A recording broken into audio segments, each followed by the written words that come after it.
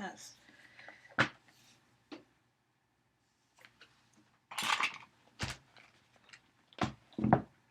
There we go.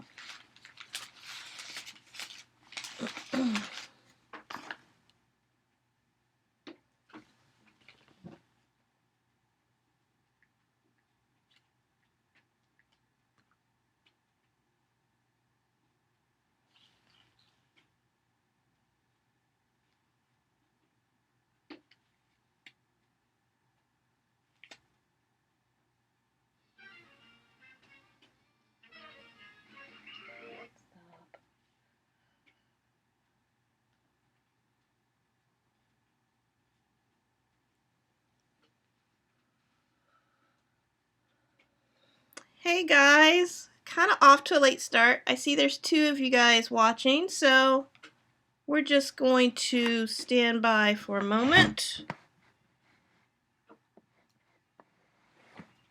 Okay.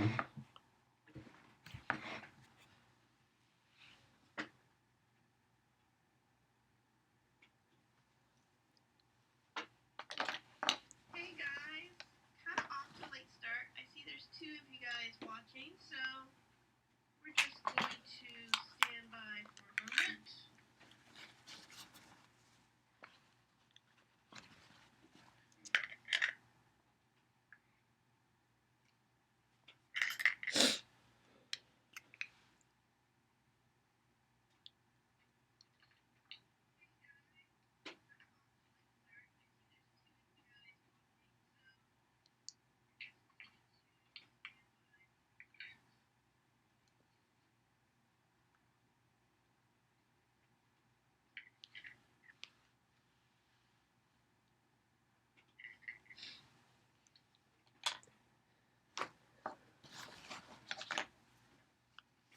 Here's my elf red.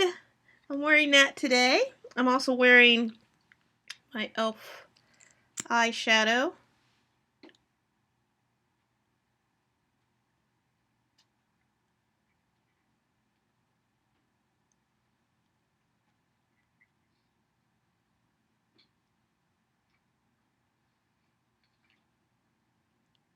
Here's my elf red.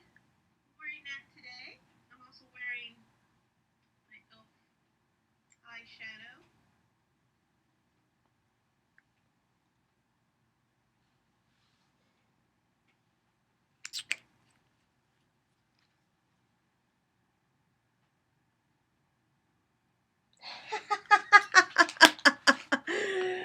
Atomic Topher says, for what it's worth, I wouldn't get mad if you got a Sony sponsorship. Sony owes me some shit, too. I'm gonna turn this off. How do you mute this thing?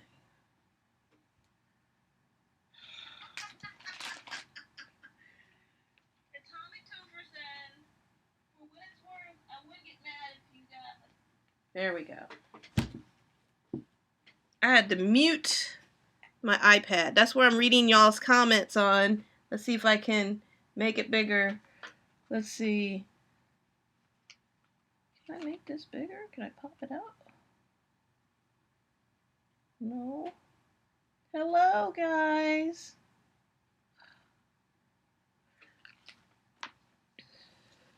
It is sleeting, snow and rain, so hoping the reception will be okay. About to put on my microphone.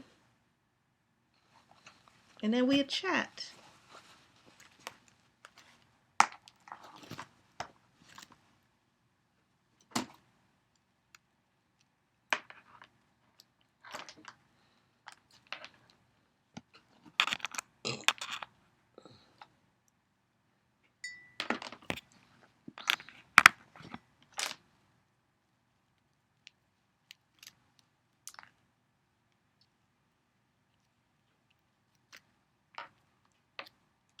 Hello, Netherlands.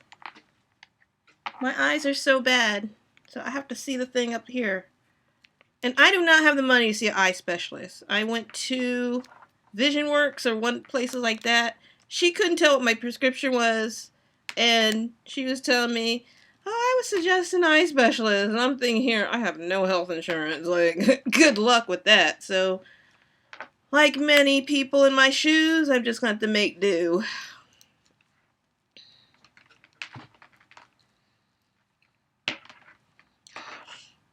This is bullshit.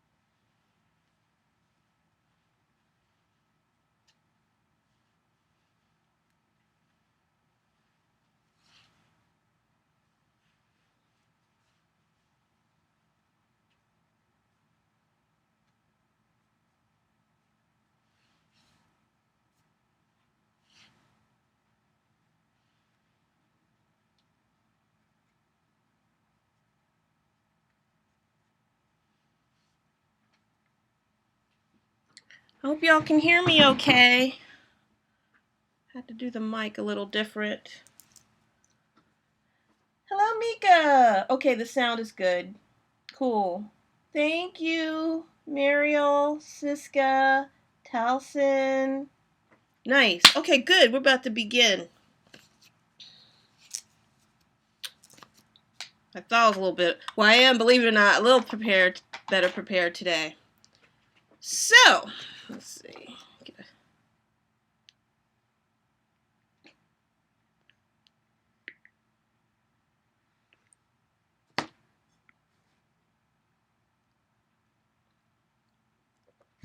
Okay. Hello, SoulFlowers. It's me, Gothic SoulFlower. The goth drama. Oh, yeah. Okay. Here's what we're gonna do in this live chat. I am going to talk for a little while and then look at your comments and then talk about something else. First, I'm going to talk about, let me do this over. First, I'm going to discuss ways I save money or how I mix things up as far as goth clothing or getting the look for less money. It's not always cheap though, and I'll explain that. So we'll talk about goth clothing and the amount of money that you don't need to spend.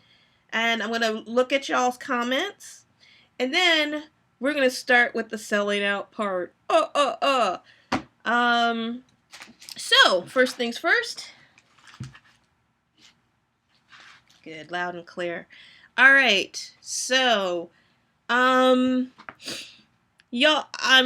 some of y'all have seen this, of course, about goths and sponsorships and getting free clothes. And it started out with Fright Summers, as far as I remember. It could have been someone else, but that was the young lady whose name I couldn't remember on the last live stream. Fright Summers, and what kicked this off is this belief that to dress goth is expensive, and that's not true, as those of us in the subculture and in other alternative subcultures know. However, when you're getting new to the scene, post social media and internet, it looks like you have to spend a fortune. So we're going to go over that. But Fright Summers, in case you didn't see her video, she mainly talked about, she used It's Black Friday and Toxic Tears as examples, because those are the big goth YouTubers, if not two of the biggest. If you've been on YouTube for a minute, whether you're a goth or not, I am very sure you've come across these videos by these two young ladies. They've been on YouTube for a while. This is not new, so it's not like they started a year ago and now they've got millions of subscribers, which is nothing wrong with that. There's a lot of YouTubers who have became popular rather quickly. However, Toxic Tears and It's Black Friday, they've been around for at least 6 years, at least, if I recall correctly. And Toxic Tears, I think she's been on here longer. She might have started the whole thing even before It's Black Friday. I don't know the details, but they are two of the biggest YouTubers. And they do a lot of hauls and they do a lot of sponsorships. And since they're the most popular, people watch their channels and they get an idea. They get it in their head that goth is expensive because both Toxic Tears and It's Black Friday are sponsored by name brands. I mean, Walmart's not going to sponsor anybody, as far as I know. And if they are, let me know. So they do get sponsored. They're advertising for these companies, is what they're doing. So people look at them and they think, I can never afford to be goth. And that's just simply not true. And I am going to show you some examples of my wardrobe, including what I'm wearing today. My wardrobe is a mix of inexpensive and expensive, and those are relative. You know, for example, $50 may not seem expensive to me, but to the next person that is quite expensive. So it is relative. But I mix mine up with inexpensive items and expensive items, and I'll show you examples. I also throw in a little DIY, or SEDI, meaning someone else did it. That counts. Someone else DIY. I purchase it from them. We're all good. And there's thrifting as well. And there's name brands also. And there's also clothes that are brand new and they're not necessarily name brands. For me, it's going to be Amazon. That's my main source of brand new clothes. And I'll explain just how I put them all together. So, let's start with the outfit of the day. I'm going to stand up for this. Alright, y'all should still hear me because I got my microphone. So, for example, we're going to start from the bottom.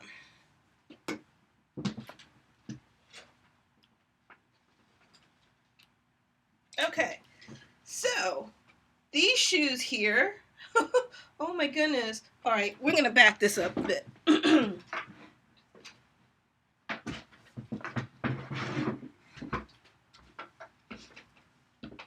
Alright.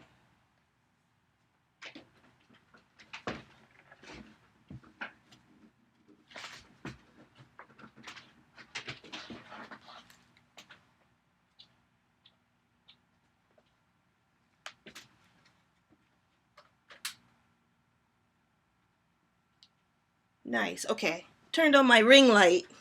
I need some light in here, especially wearing black. Okay. So,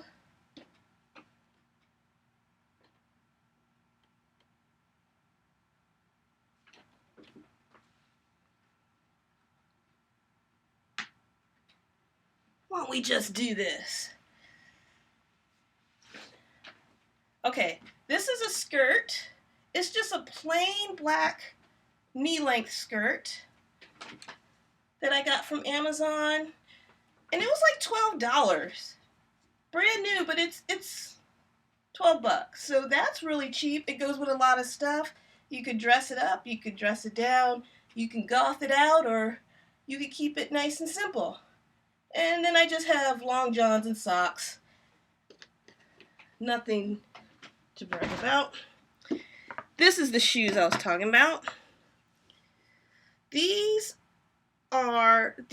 were, I bought these from Etsy, but they've been worn. This is secondhand, and it's from the 90s, and I think I paid maybe $50 for them. So it's not bad. They're leather, and I love the buttons on them. I bought it for this detail and the fact that it's my size, and also I have white feet. So that toe box, it's got a wide square toe box. I like that, especially since I like to wear socks with my shoes, my boots. This shirt here, I like the details, and it's already developing a hole somewhere. Yeah, right there. But goth comes from punk, so we ain't afraid of no holes in clothing. Anyway, I like the seams, and you could sew this up, hide it in the seam. I got this shirt from Rose Gal, and I think I paid maybe, I didn't pay more than $15 for them. Not at all. So we got that shirt. So let's see.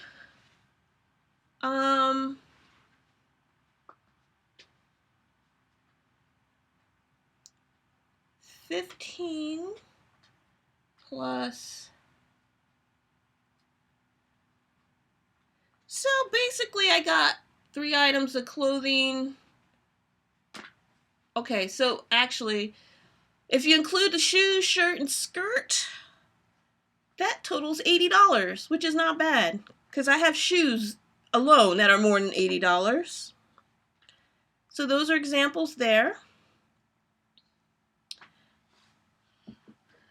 I forget how much these are, but these, my dread beads, I get from Etsy. I get a lot of them from Heatherfish Creations. I just love her beads. She's one of my favorites, and I do get this from Etsy. And then this necklace. Now, this necklace was pricey. What's the name of that company? I bought this at the Sahara Company, which is on Etsy.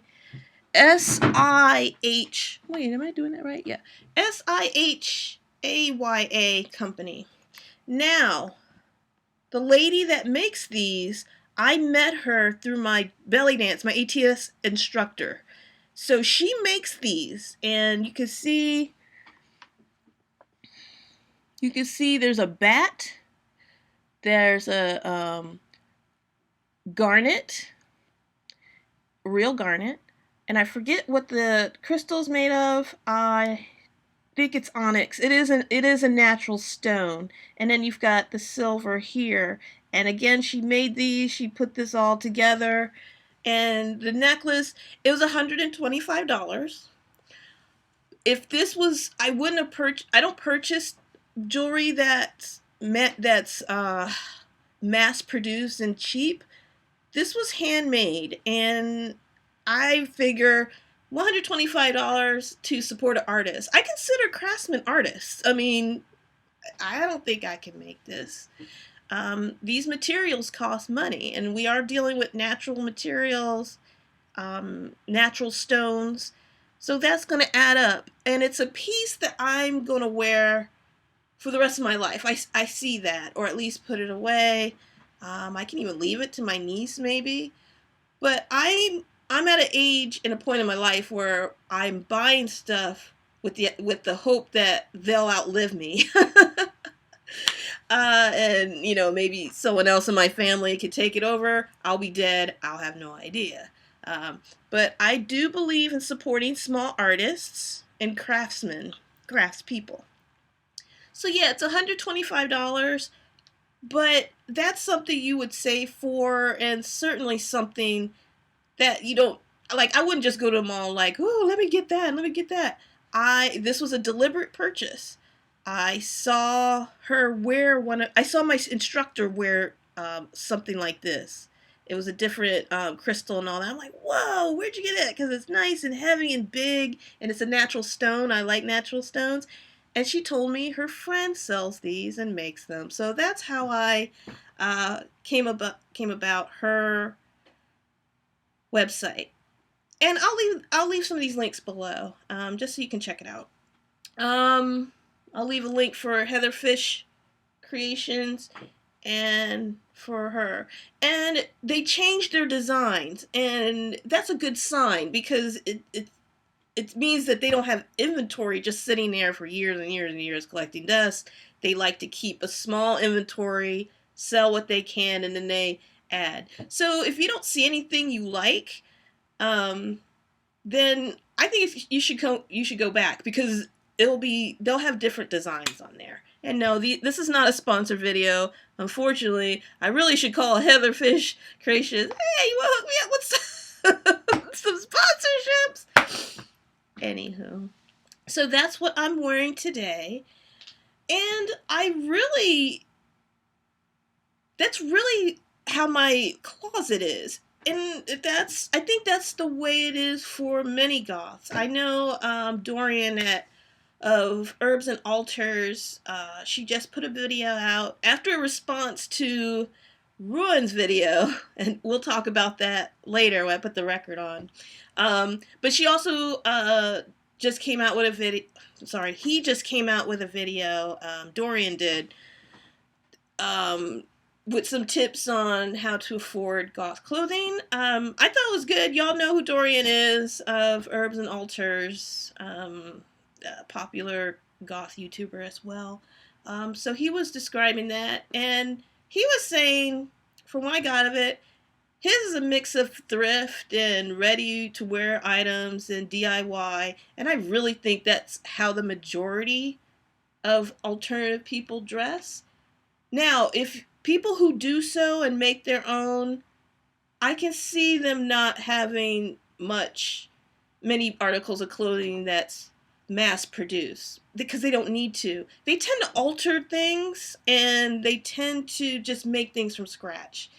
I can't sew for jack, so I will show you what just a mixture of things I like to get. And I'm going to show you, what time is it? Cool. First, I'm going to show you these, just for examples. Oh, good. That's what was going on. I'll stand up for this. So, for example, this is Lip Service. So we are familiar with this brand. It's just like, I got some leggings with the cult symbols. I like them. I do read things on Satanism and left-hand path, and sometimes on paganism. So I am reading and learning about it. I like these because the pattern isn't obnoxious. I mean, you really have to look to see that they're pentagrams. Not that I'm trying to hide it. But when they're on their body, especially when I have a dress over it, it's just not that noticeable. And I like that, because I'm kind of over the, look at me, I'm not normal, screw the world. I was at 22. Now as I'm older, I got nothing to prove. So this lace top, I like that because I can wear camisole tank under it and wear it over. And also I could put a shirt over it so that I have lacy sleeves. And that was like $10. I have not been in a thrift store since last year, and I'll talk about that in a second. So I do get secondhand clothes online. You can find them on Etsy, you can find them on eBay. It'll say previously worn. That's what it'll say, previously worn. You can filter Etsy and eBay into vintage, auction. There's just so many ways you can spend less money on your clothes. This is a ready-made. This was brand new. It's like a burnout.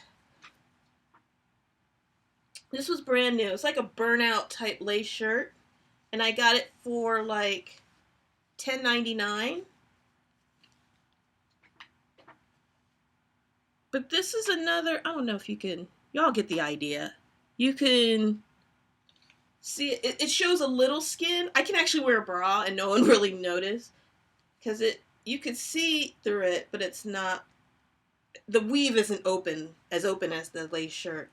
But yeah, I wear these under things all the time. Just like the lace shirt, I'll wear it alone with like a tank under it, or I'll wear it under a dress or another top. Here's my DIY shirt. It's a t-shirt. It's a man's t-shirt. Not all t-shirts come with women's cut. The Damned. Oh no, we can't show you the pit stains. I'm so embarrassed. Okay. So, oh my gosh, it looks horrible. Thought this was clean. Anyway, as you can see, I just cut the sleeves and also cut the neck, especially on men's shirts, because it's just kind of like up here. I just like to cut.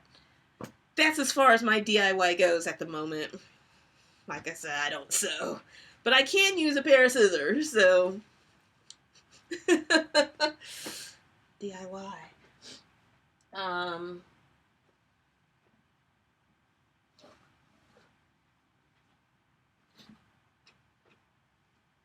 And then last up, let's see.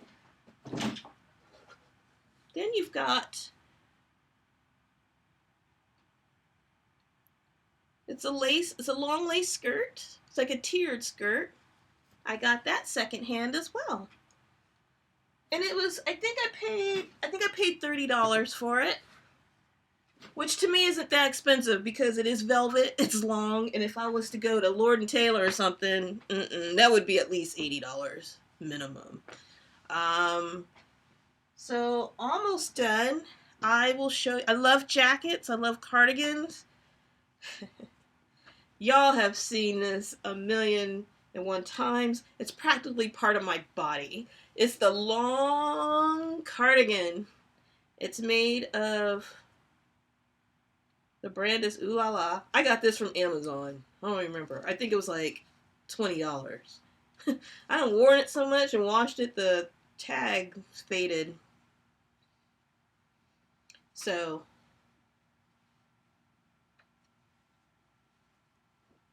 I just put it on. See, y'all have seen me with this. If you want a plain jacket that's long, look, you want to Google or go to Amazon and look up long cardigans or dusters under women's clothing or men's clothing. That's what they're called, dusters. And as you can see, they're long. And you know, I could do my little bat moves. I love jackets. It just feels like I have wings. I love it. So, yeah, this is the plain one. I wear this everywhere. It really finishes a look, too. And I like that it's plain and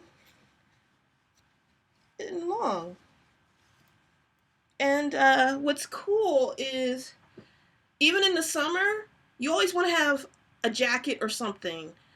Because it's hot outside, but then you go in buildings and they got the AC cranking up. Or you go to the grocery store and it's cold. So this I can just throw in my bag and we're done. And I'll show you 3 more jackets to illustrate how I just the difference of expensive things or cheaper things. This jacket here, the brand is Necessary Evil. So it's a goth brand. I don't know if they still make stuff, but Necessary Evil, there was a lot of stuff by that brand. And this is nice when I want a goth touch to things. So you've got the grommets here, and it ties. That's the side. This is the front. Just open. Let's see how that looks. And in the back, the grommets on the back. But yeah, it's got hardware. It's got Gothic touches. So this, I don't even remember where I got it. I think I got it from eBay, and it was brand new. I don't remember. I don't remember if it was just a little store and I bought it, but it was new. It wasn't previously worn, and unfortunately, I don't remember how much I paid for it, but it is a name brand jacket.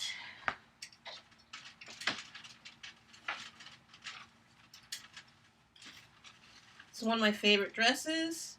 It's a dress I usually wear as a jacket. I wear a skirt under it. And it's like, it's got an Asian flair to it. So you see the frog. There we go. You can see the frog closures. And I'll sometimes wear a form-fitting shirt so that I have sleeves if it's like chilly. And then as you can see, it closes to the bottom. And then it's got like little splits in them. So I think it's more of a jacket versus a dress. But it's nice. It kind of, it makes it look expensive. I think I might have paid $50 for this one. This was definitely, this was previously worn though. So somebody took care of it. They wanted to get rid of it. And I was lucky enough to be around. So again, previously worn. Again, I know $50 seems high, and if I was at a brick and mortar thrift store, I don't think they would be selling it for that high, but that's with shipping, and you know, these are regular people trying to get rid of stuff, and they want to make a little profit, so no harm in that. And then finally, the jacket. I know I show y'all jackets already, but this is the jacket.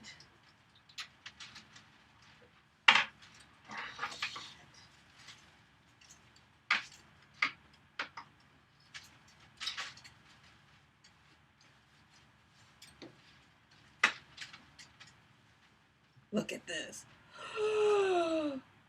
Ah!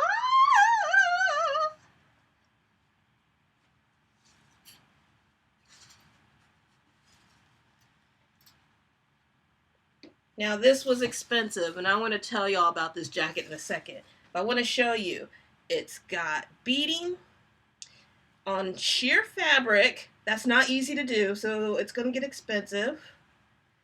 And then there's tassels on the end.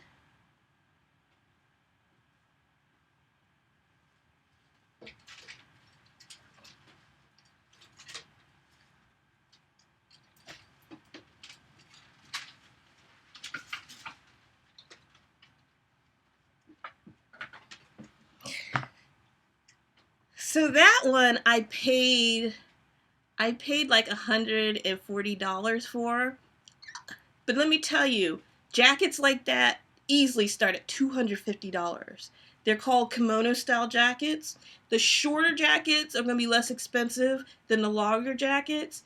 But then you got beading, and again, it's beading on sheer fabric. You got tassels. It's very well made.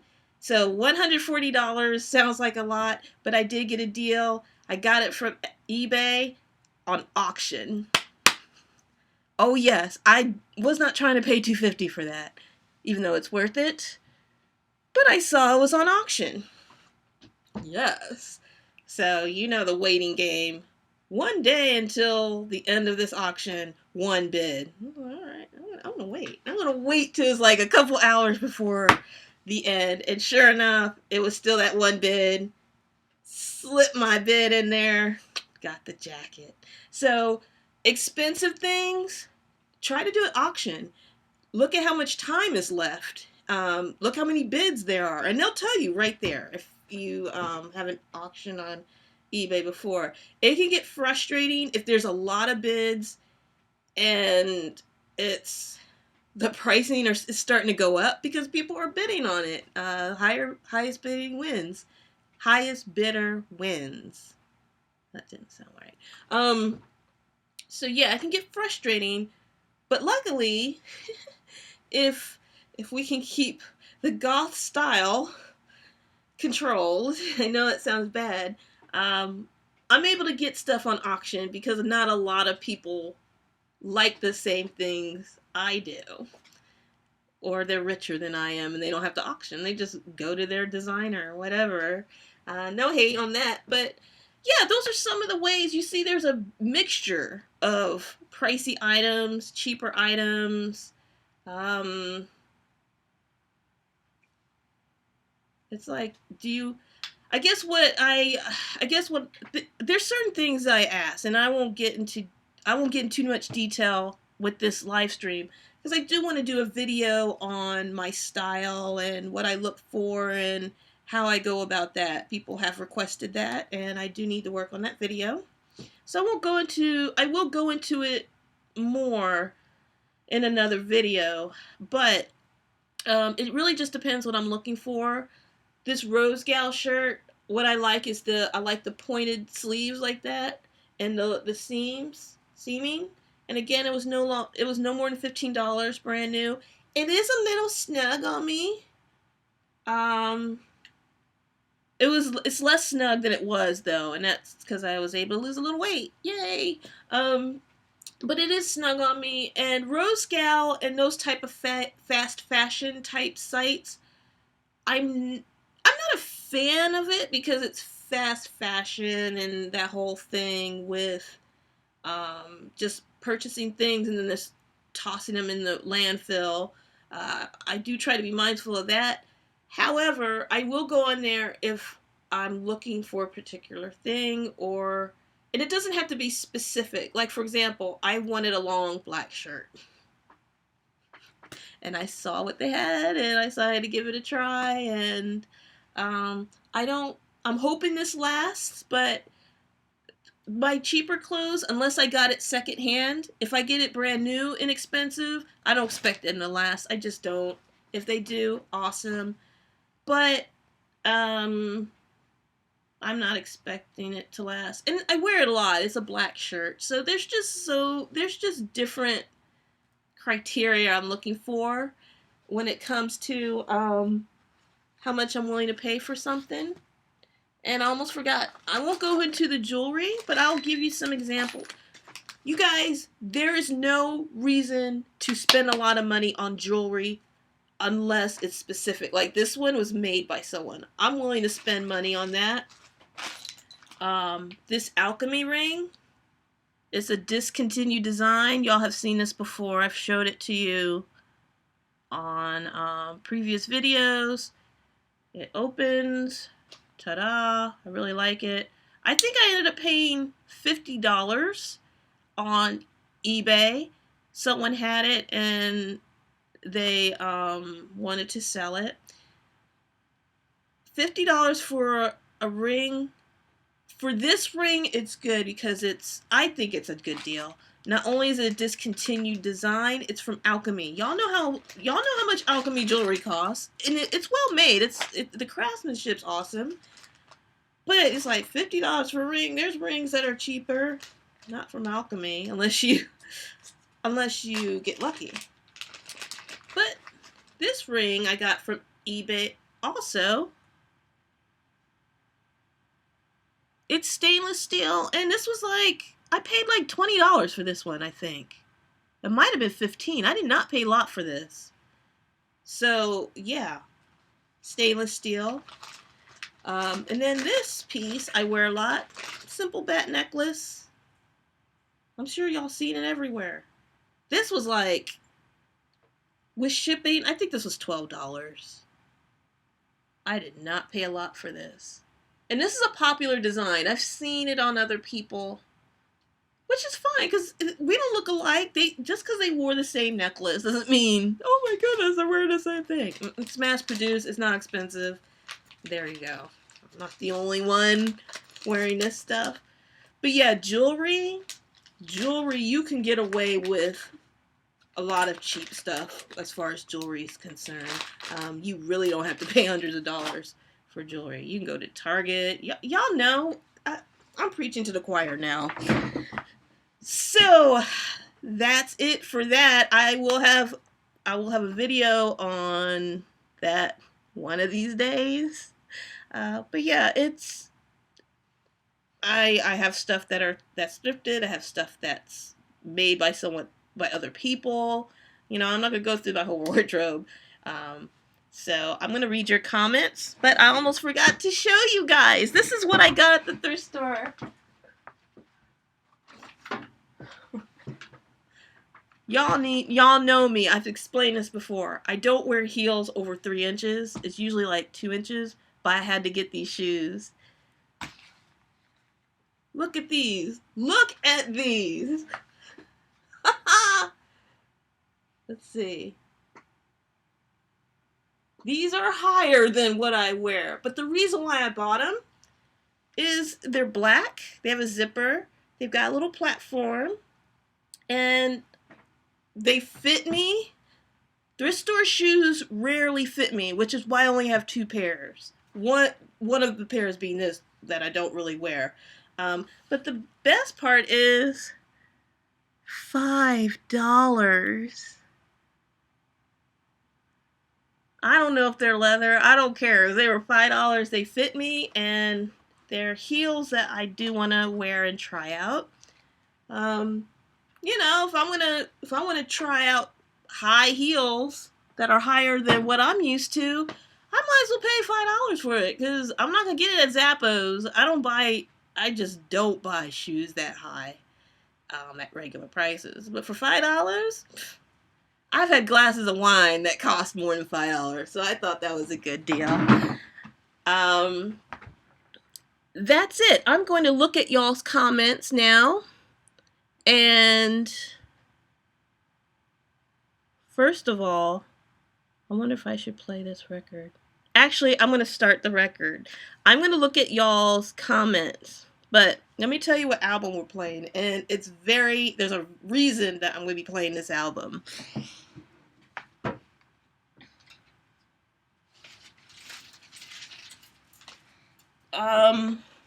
We're not doing goth today. We're going to do metal. So, yes. The Black Album. Metallica. Black Album's really nothing to see. There's a snake.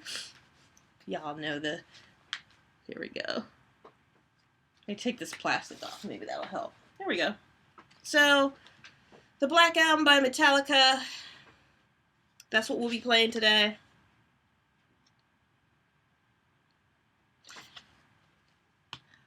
And this is the reason why I chose this album. First of all, I had that on CD. That's how I got into heavy metal. I could not play heavy metal in my house when I was growing up with my mom. She was a sweet woman. I loved her to death, but she did take her Christianity seriously. And she was a type of parent. She was looking at the movies we were watching, the music we were listening to. She was on top of that. So some of the pop songs she wasn't a fan of. So heavy metal, yeah, good luck with that.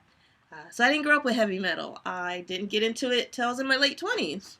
And one of the first CDs I purchased was Metallica's Black Album.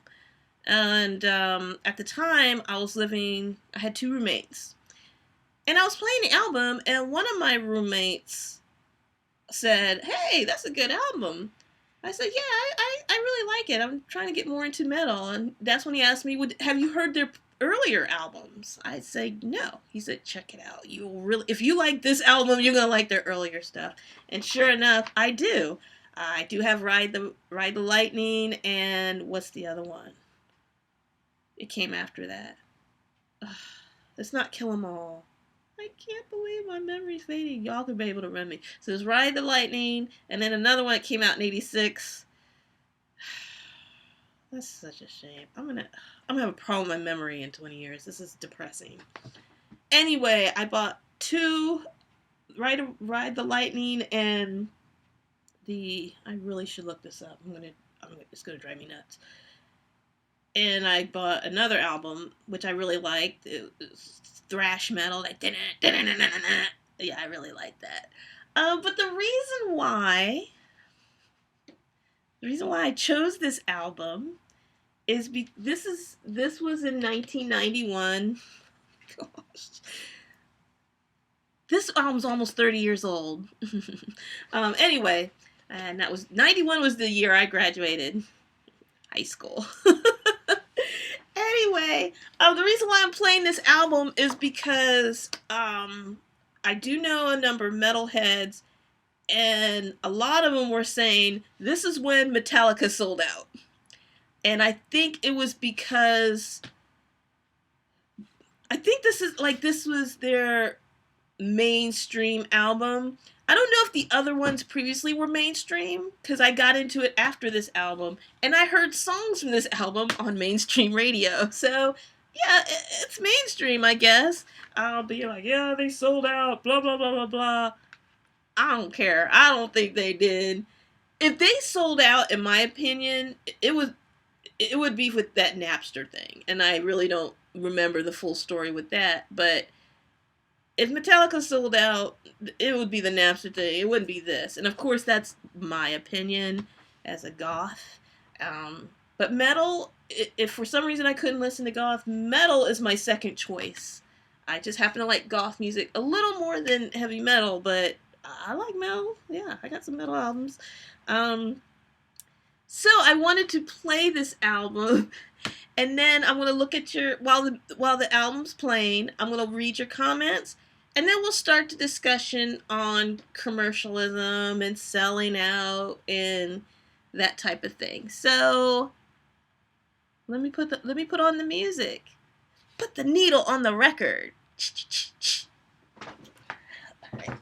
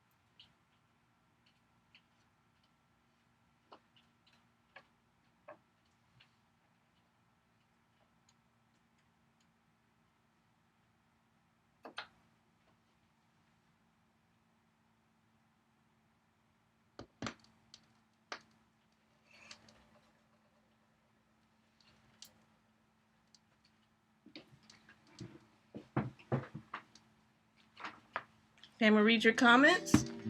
Let me know if it's too loud, and I will adjust the sound. Yeah, I didn't test the loudness, so let me know. All right, let's take a look at your comments. All right, let's see. Oh.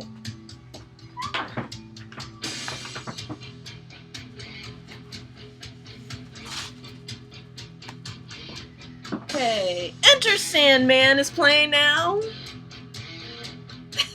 I wish I could headbang. I get headache after a while.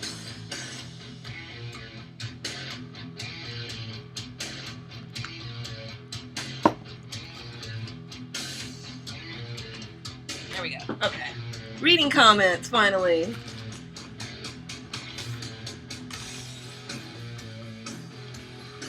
Please don't.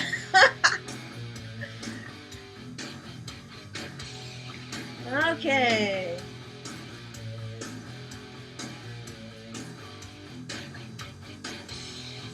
Hi, Opal. She's one of my favorite people. All y'all are my favorite people right now. Live from Nolans. I know y'all ain't getting no sleet and snow. Let me know if I'm wrong.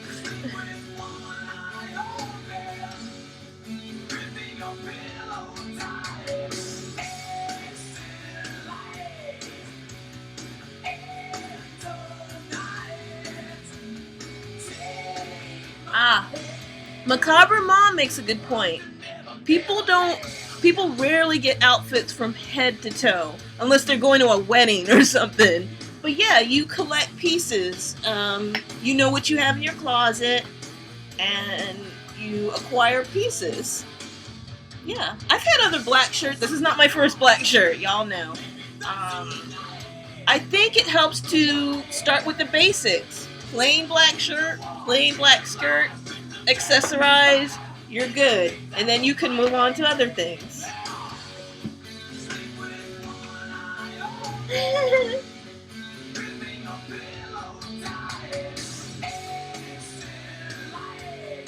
Oh, there's so many of y'all here. I think 3 o'clock may work a little better. I'm also testing my times. The first one was... The first live stream this year started at 1 Eastern Standard Time. The one last week was 2 Eastern Standard Time. Today was 3 Eastern Standard Time. So, I'm getting the hang of it.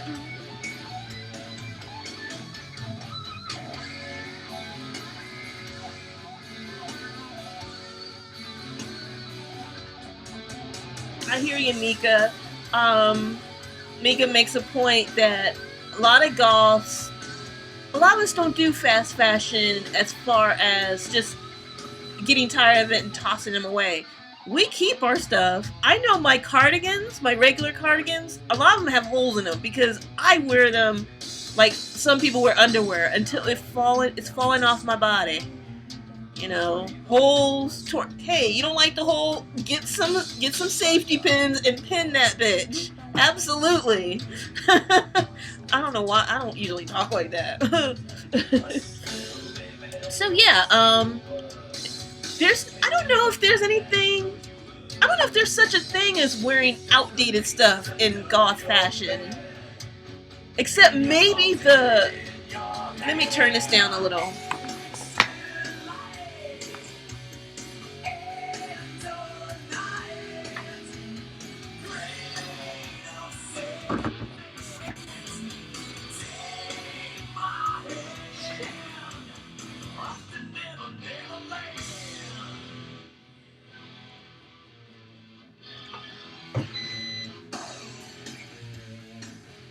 To jack up my record.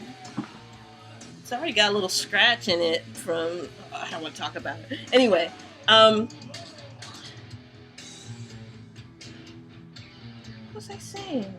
Oh, yeah, as far as having outdated clothes, I don't think we really care about that. The only thing outdated I can think of that was kind of part of the goth thing in the 90s is, you know, we call it the crow face.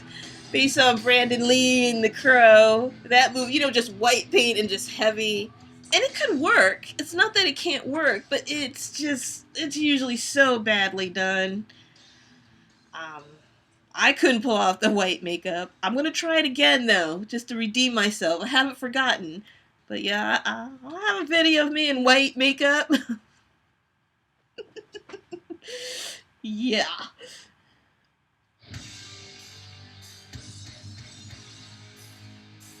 Oh, wow, Queenie. You have a goth prom dress. It makes me happy. It really does. Oh my goodness. We didn't have prom in my private school. We had banquets and stuff like that. I have a picture. I call it the gold picture. I'll share it one day. Oh, I was too cute, too. Head to toe in gold. In 1990.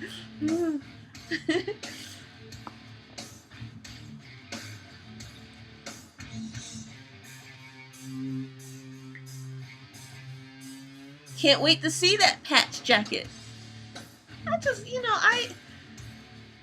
do like DIY, even though I don't do it, because that's the good news with goths. If you don't do DIY, you can find someone who does DIY, and they'll sell it on Etsy and eBay. That's how I find cool shit. You know? You don't have to DIY, you can pay for it. You pay someone else. SEDI. See, there you go. Someone else did it.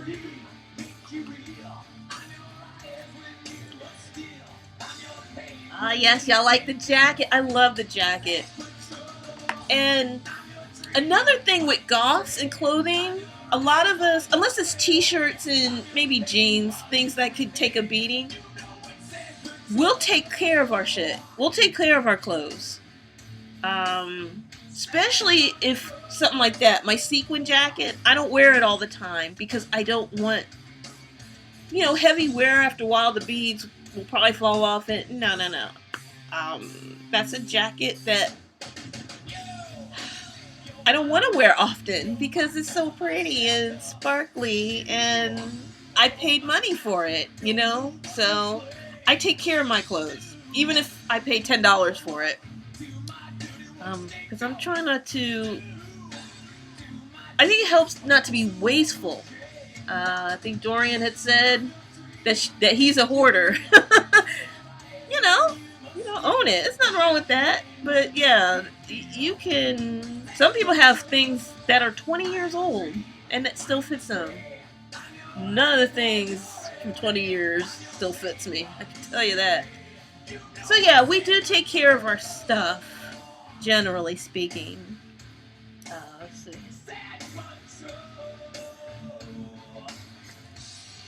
Yes, Lily White, very Stevie Nicks, and I'm just... The long jackets, they definitely was inspired by Bats and Stevie Nicks. It's so interesting how Stevie Nicks became a goth icon, at least to me, and she's not goth, but her style is very witchy, and she's got that gravelly voice that I really like, and I just like her stuff. Yeah, we like all sorts of music, so, and we get... And being inspired by, I'm not just inspired by Gothic people, and y'all aren't any different. You see something you like, ooh, that would look good on me, especially in black. That's the key. And then you start thinking what accessories you could put with it.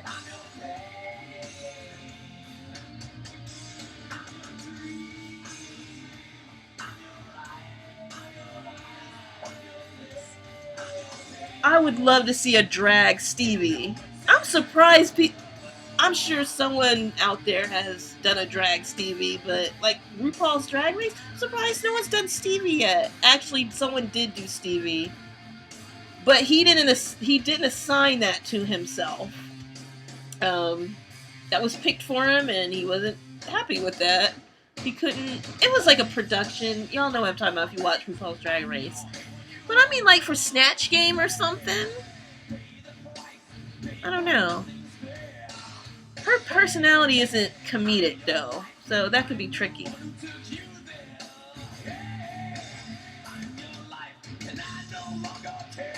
Haha! I miss Tower Records. That's where I first met a lot of my Gothic friends in college. It was Tower Records across the street. They had books. They had books you couldn't find in bookstores. They had music you couldn't find at FYE and places like that. That's where all the freaks went. The freaks and weirdos went to Tower Records. And they even worked there. Yes.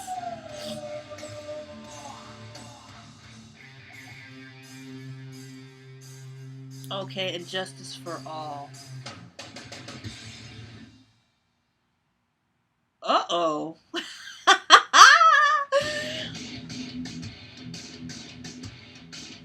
Uh-oh, Lily. Somebody says Metallica did sell out. Ruh-roh.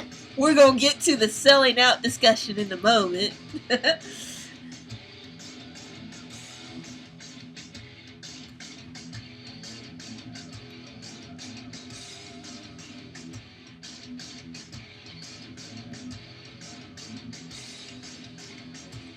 Yeah, I don't know. Mika, you make a good point. First, thanks for sharing that you're a newbie to the scene. Welcome to the dark side. If I had my jacket on, I'd be spinning around. I'm known for my twirls. Anyway, but you bring up a good point.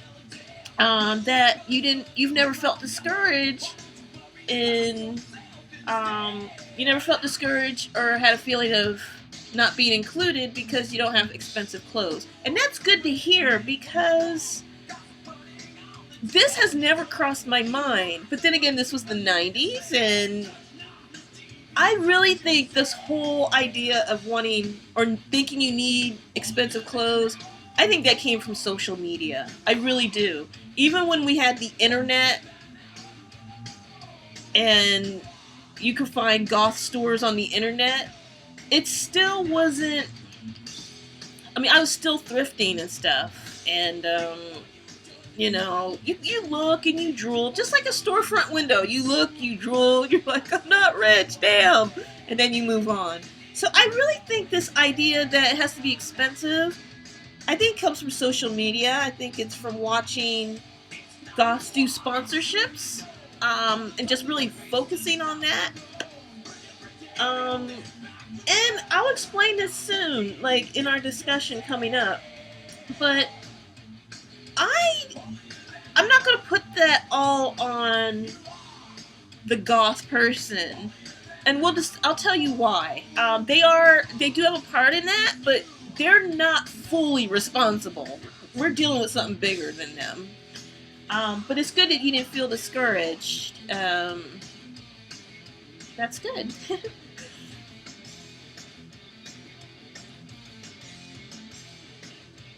Yeah, we're gonna talk about that too.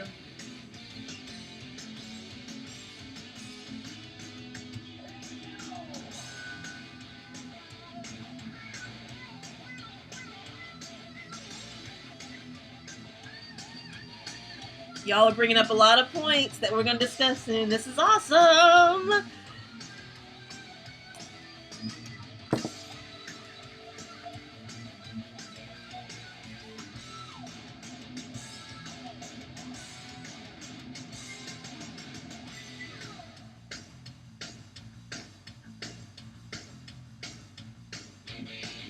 Hello, Latinx Gothics. I'm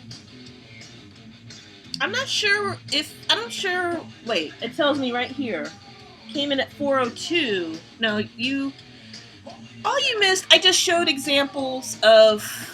I just showed y'all different articles of clothing from different price points and clothes that I have that's mass produced and that's secondhand.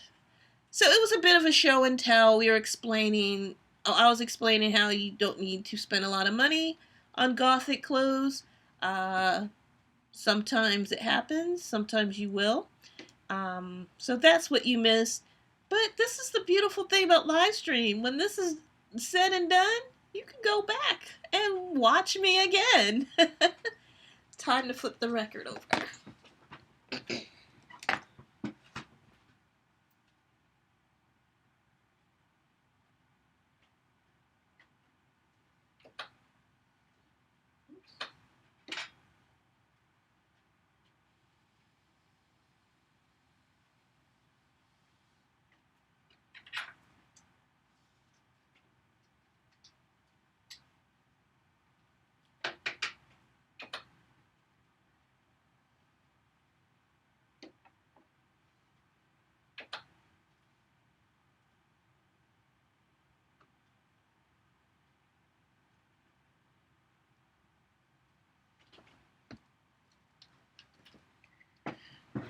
So we're on side B on album 1.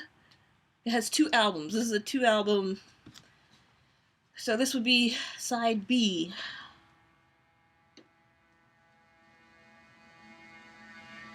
The Unforgiven starts side B, album 1. Okay, reading more comments.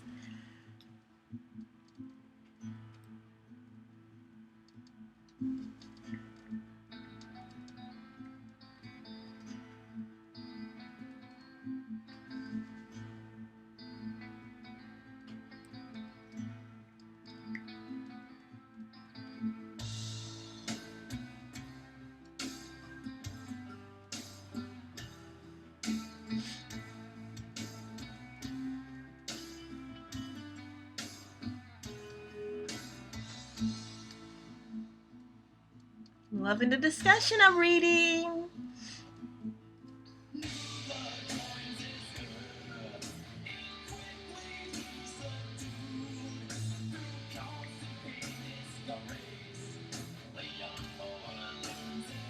Okay. I heard that. I heard that as well. Gothic homemaker. The Metallica. Some people did say Metallica sold out because they changed their sound, and they did change their sound. There's Justice for All. That's the album. Thank you for sparking my memory. Gosh. Come on, coffee, kick in. Brain fog. It's 4 o'clock. Gosh. But you are right, Gothic homemaker. I do remember people saying that they changed their sound, and they did. When I listened, I can hear it. Difference between this album, Ride the Lightning, Kill 'Em All. It was their earlier works were definitely thrash. It was just like I mean, it was just fast and hard. This is more melodic to me.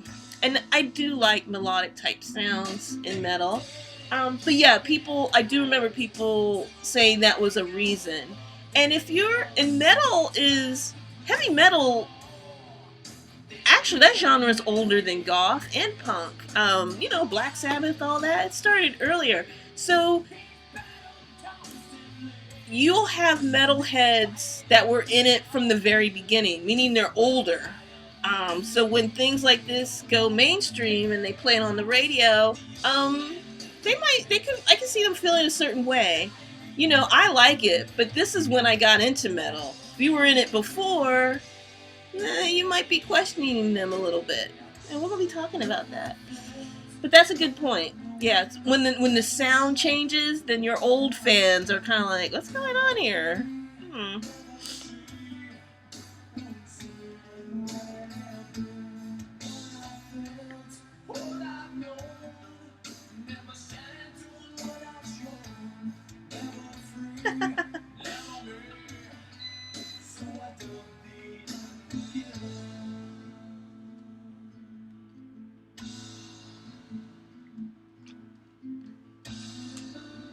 As I read the comments and respond, I'm getting into what I want to do for. Pardon me. I was trying not to do it in the microphone. With these live streams, I don't want to be anal retentive structured that way, but I do want to have some type of structure, because the other two I was just. Y'all saw that hot mess of a live stream I had last time. It was fun, no worries. I learn as you go, but the way I want to structure my live streams is discussion before the music starts, and then when I play the record, that's when I want to read your comments and respond to the comments, because the point of playing vinyl and we'll play CDs and other music. The point is, I do want y'all to hear the music, and if I'm just like the whole time, then I'm gonna end up shouting, because I want it loud enough for y'all to hear the music, but not so loud that I have to scream. So I'm still working on my live streams, but I think they're going better. So enjoy the music, and I'm gonna read your comments, and then we will start the second part of the discussion.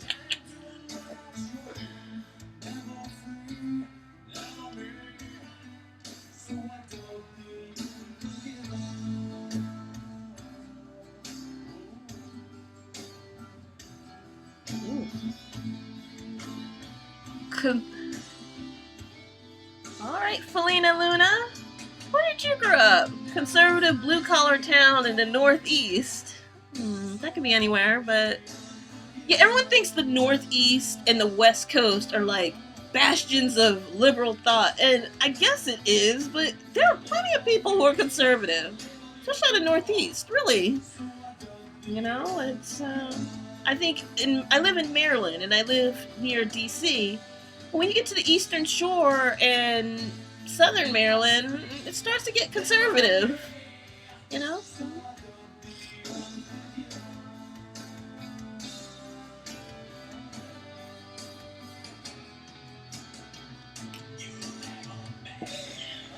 I do that too, Lily White. I wash my clothes and hang dry them. The only articles of clothing I put in the dryer are underwear, washcloths, towels. Some of my socks, if they're not compression socks, I do wear compression socks. It helps my legs. But yeah, it's not the washing that'll kill your clothes. It's the dryer. It'll break down those fibers, and the dryer will also make your black clothes fade quicker. So that's why I like to line dry. And then when the weather gets warm, I like to put them outside on the line. It just reminds me of my godmother and people who lived before me. That's how they dry their clothes. And it saves money and energy too. So yeah, I am a big fan of line drying. And right now upstairs I have like a tree. That's what they call it, like a drying tree or something, to line dry my clothes when the weather is cold. So.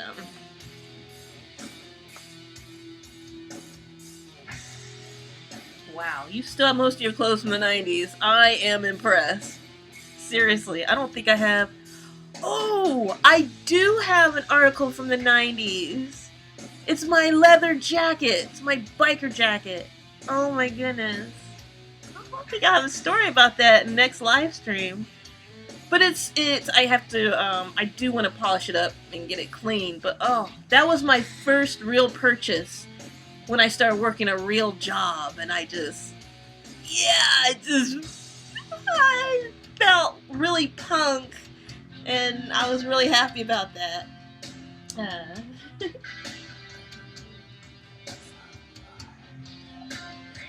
You worked at Tower. Lucky. See, I could work at a place like that.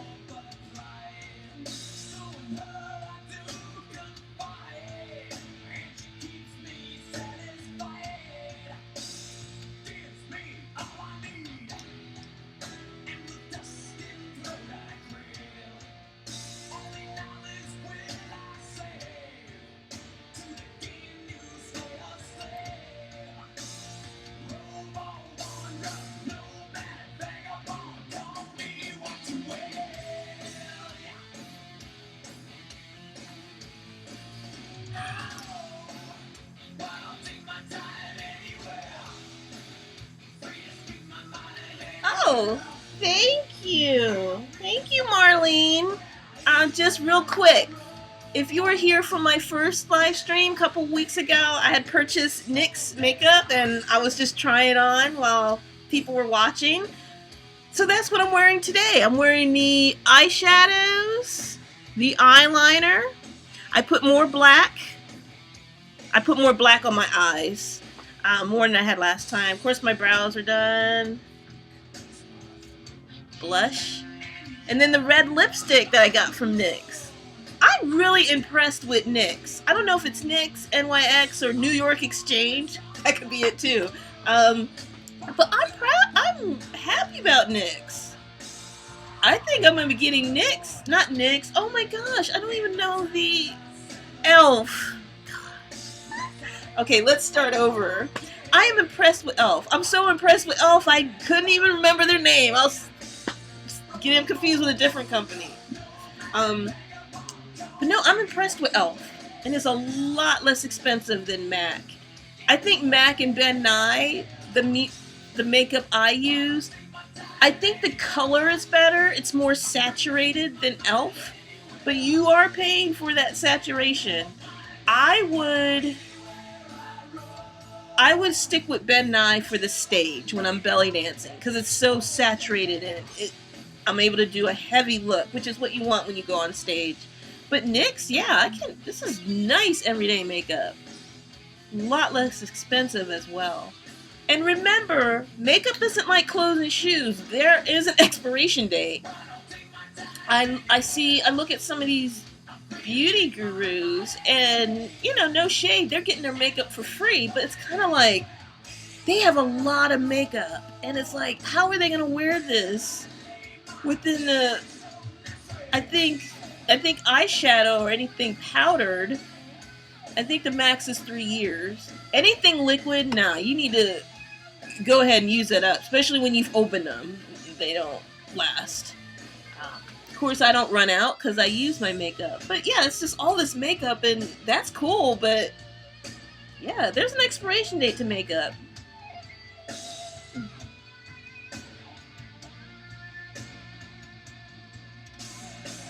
Yeah, social media. I'm on social media because I have a YouTube channel and I'm trying to meet people, but I'm not on there every day. This daily vlogging thing, I'll leave that to the folks whose job is only YouTube and social media, because I can't handle it.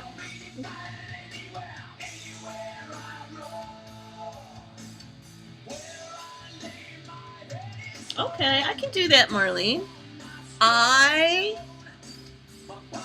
can redo this look, absolutely. I have a question for you guys regarding my makeup. When I do videos on makeup, that's not a live stream. I don't know whether I should be talking or if I should be playing music. My Get Ready With Me, number one, I just played music and was doing like this arty type thing, and people seem to like that. I don't know if you want more of an instruction, meaning I'll be talking. Just let me know what you're thinking about. See if I can do that for you. But yeah, makeup and clothes, I'm still going to be doing that. I'm just trying to do a mix.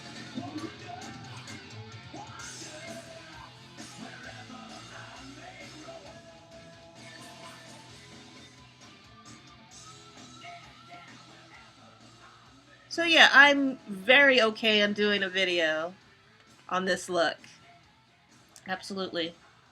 I'll write that down. I'll be looking at this. I'll have to work on thumbnails and tags and stuff like that for this live stream. Hi, y'all. Aw, y'all are too sweet. Again, thank y'all for joining me in this live stream and listening to some tunes with me. I'm really liking the live stream. I like interacting with you guys in real time. Don't tread on me. Yes. Haha, I love Cyndi Lauper. Oh my goodness. She's been an idol of mine since the 80s. And I liked Madonna, but I've always preferred Cyndi Lauper. I thought she was more... What's the word for it? Madonna's creative too. I don't want to say more creative. She was just more crazy with her style. Madonna was too, but I felt like they were pushing Madonna more as a sex symbol. And hey, she ate it up. I mean, if you could do it, go for it. I have no shade on that. But yeah, I like both Madonna and Cyndi Lauper, but Cyndi Lauper I was more drawn to because I dressed like her. You know, she just throw on all sorts of things. I thought that was awesome. So, uh-oh, we have company. His name is Edgar. I don't know if he'll jump up here. Hey, buddy. Hi. What you doing?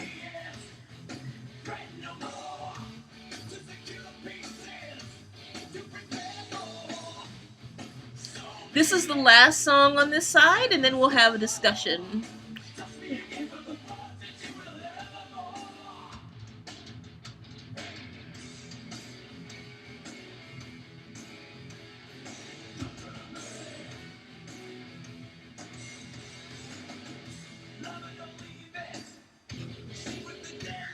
I do encourage. I see what I see what you're saying, Dark Wolf. Kata Dark Wolf. I do feel bad for men because there's a lot you could do with men's fashion. Can you do it cheaply though? That's the thing.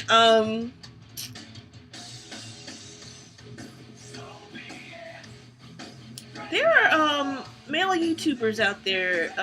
Cleo Bistat. Who else? See, the male YouTubers, Cemetery Confessions, Sweeney DeVille, I think that's his name. Well, Cemetery Confessions, I don't think he does style. He does podcasts. So, I think if Kilton Goth, sometimes with sometimes I notice with male YouTubers, they may not talk about their style, but they'll be wearing their clothes. That's inspiration. I get inspiration from women, especially women my age and with my body type. Sure, they inspire me. So I do feel bad for our male Gothic people. But maybe that's an idea. I'm sure your channel will take off if you do a Gothic style for men. There's a channel that I look at occasionally just because I like his style. He's not goth. The channel's called The Gentleman's Gazette. He talks about style for men, and he's into well-made clothes and expensive jackets and pocket squares and bow ties and stuff like that. But he has a good style. He gives tips and fashion advice for men who want to be stylish. There's no reason why you can't turn his advice into there's no reason why you can't goth up his advice. I would, but yeah, I think that's an excellent idea for a YouTube channel, and I don't see why I wouldn't get traction because there's a desire there. People's like, help me, what, how do I dress goth for guys? So if you're a man and you're alternative, especially if you're goth and you're thinking about doing a YouTube channel, maybe you should go into the fashion route. I find a lot of men don't seem to... Gothic men are different, but I don't know. I think people have this idea that men don't give a crap about fashion. I mean, it's true with some guys, but that's not true with all guys. I see a lot of fashionable men, and it sucks that guys are discouraged from, dressing up and being stylish, and I don't know what that's all about. I'm going to show you the company we have.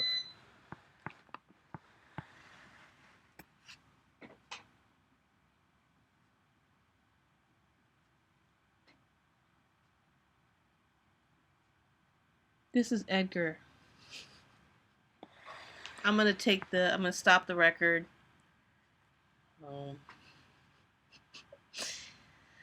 And then we'll continue. But if you see furry tails and paws and all that, you know who that is. Okay.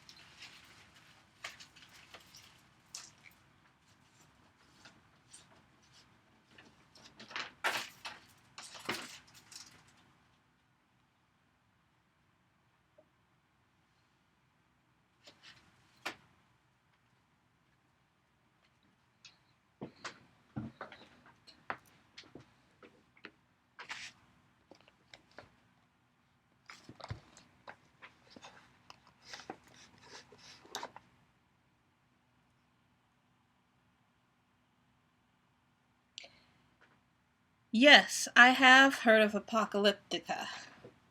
It's a pretty good band. I haven't heard a lot of songs from them. I am taking, people are asking me if I heard of different bands, and sometimes I have, sometimes I haven't. But yeah, keep those going, because I'm always looking for new music. Hey buddy, don't mess up my live stream. I'm gonna be highly upset. Okay. Say hi to everyone. This is Edgar. All in my beeswax. Okay, you gonna go lie down again? Alright. So.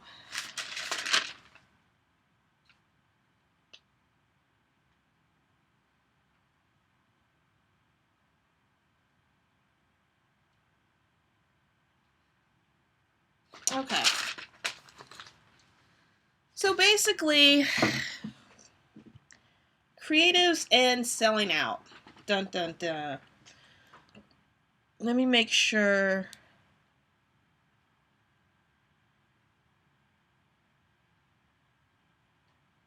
Thank you. He is beautiful. He's sweet. But he's a cat. He just I don't know what it is with cats and laptops and computers. It doesn't matter how much space I leave. They gotta be right at the edge. They gotta be pressing buttons. And if I'm on my iPad, it's worse because he sticks his paw out and he'll move the screen. He'll swipe the screen. And it's a pain in the butt when I'm on YouTube. I'm like, no, I was just watching that. Yeah, we're talking about you, buddy. Hello, beast. Anyway. I saw... Okay, he's lying down next to me. Okay, that's okay. I was thinking about having a channel for Edgar, just taping him do stuff. I have a lot of videos on him because I can't resist. I usually put them on Instagram because they're just little shots and then with Instagram, I do vertical. I shoot it vertically. The thing with Instagram and Facebook, they like vertical video, but YouTube likes horizontal video, and so does your television and your computer screen. So right now I have to make a decision on which platform I'm going to put certain videos on, because that's gonna determine whether I shoot the video horizontally or vertically. I love it when he goes outside and he comes in and I smell his fur. It smells like the crisp outdoors. It's just like, yeah.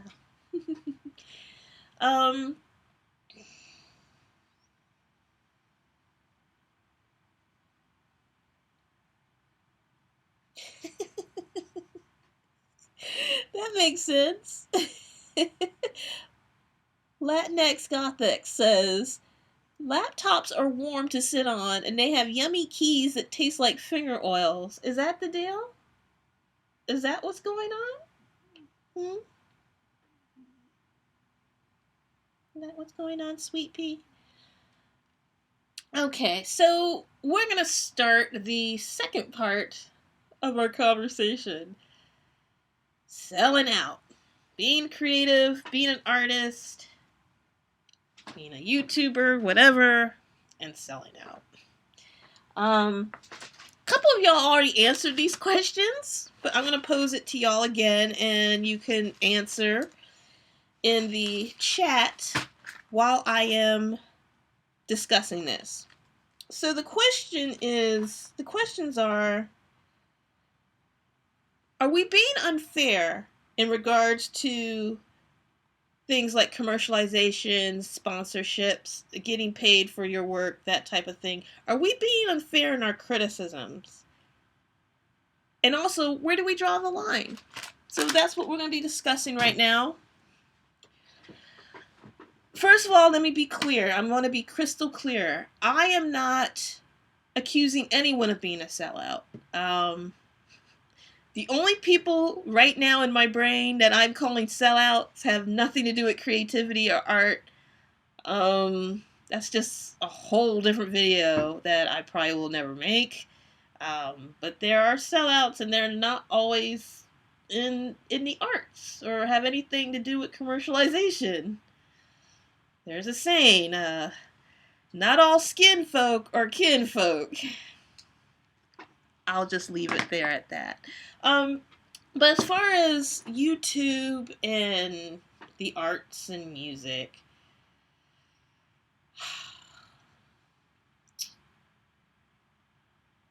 I don't know if we're being fair. And when I say we, this is not including everybody, of course, but I think what happened was, as I said before, let me wipe my nose, excuse me.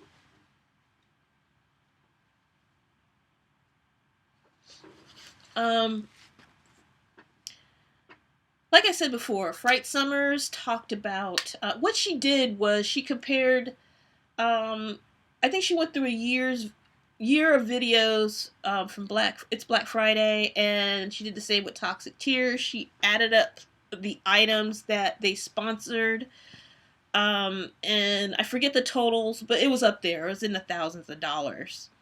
But she was talking about if dressing goth is expensive, and it really doesn't have to be expensive. So that was the angle Fright Summers was coming from. And then I saw Rowan's, I think that's how I'm gonna get his name right.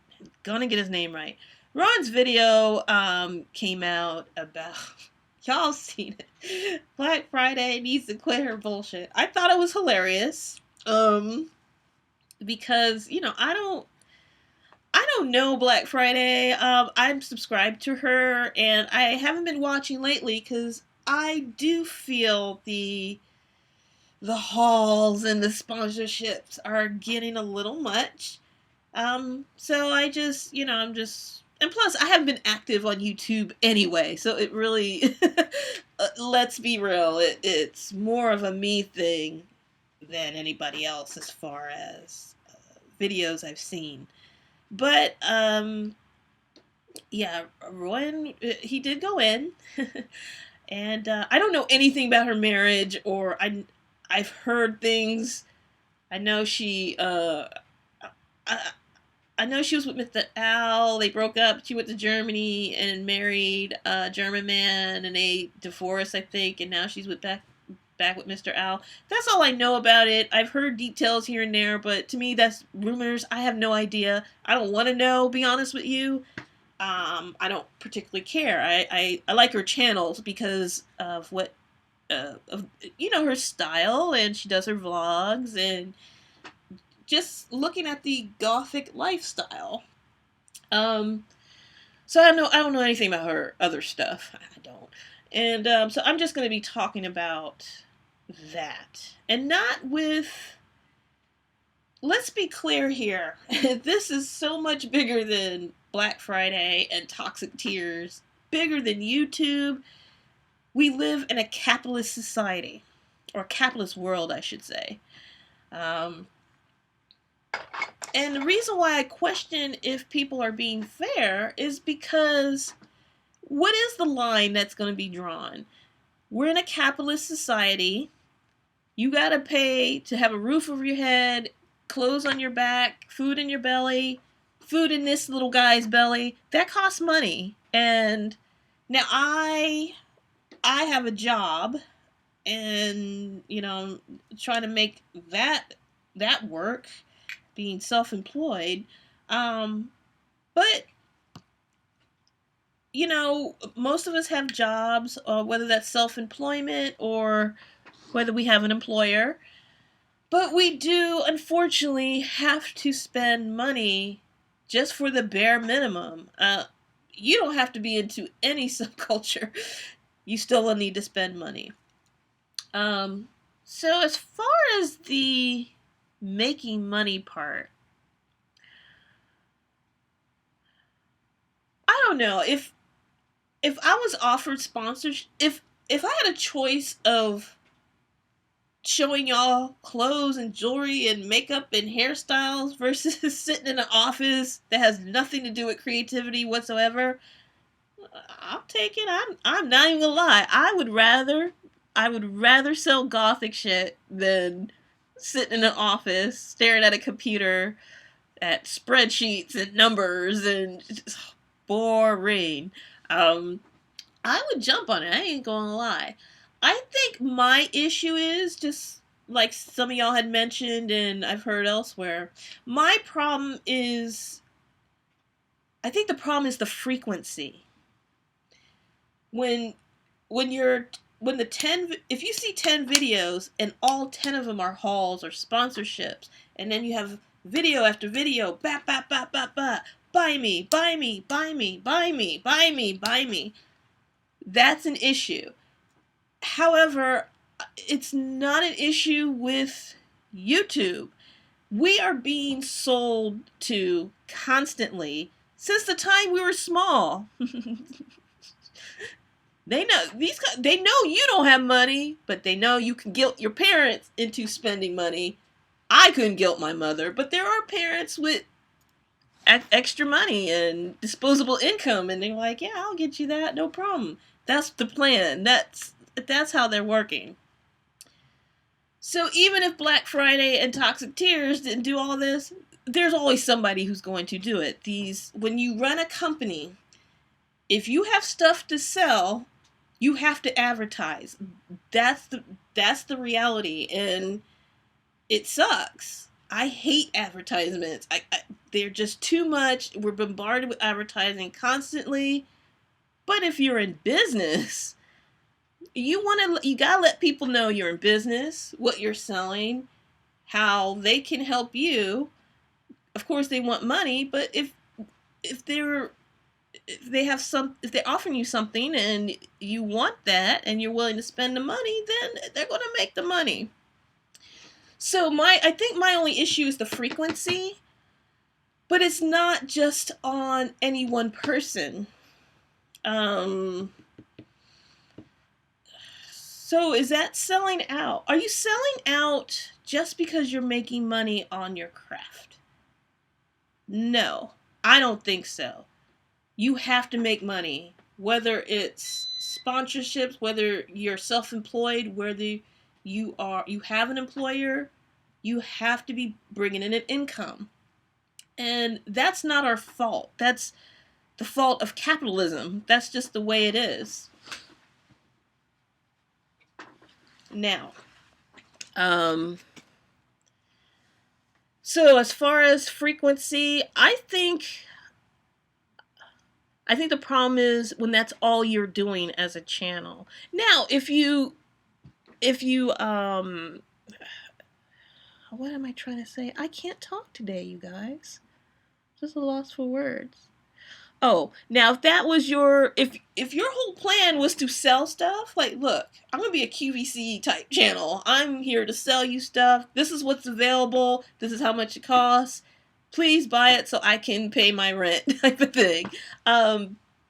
If people are coming at that angle, I don't have a problem. They're telling you straight up, they're trying to sell you something. This is a shopping channel.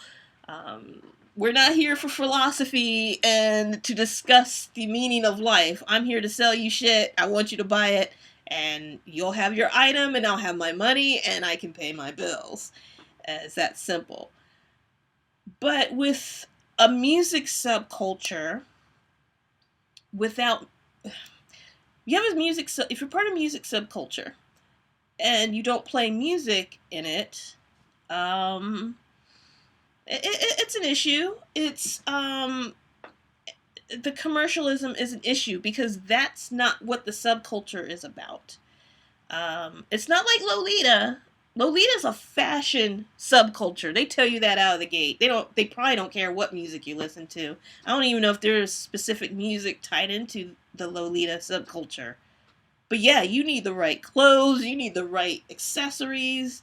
I heard it could get pretty intense, but it is a fashion subculture as far as I understand. Correct me if I'm wrong.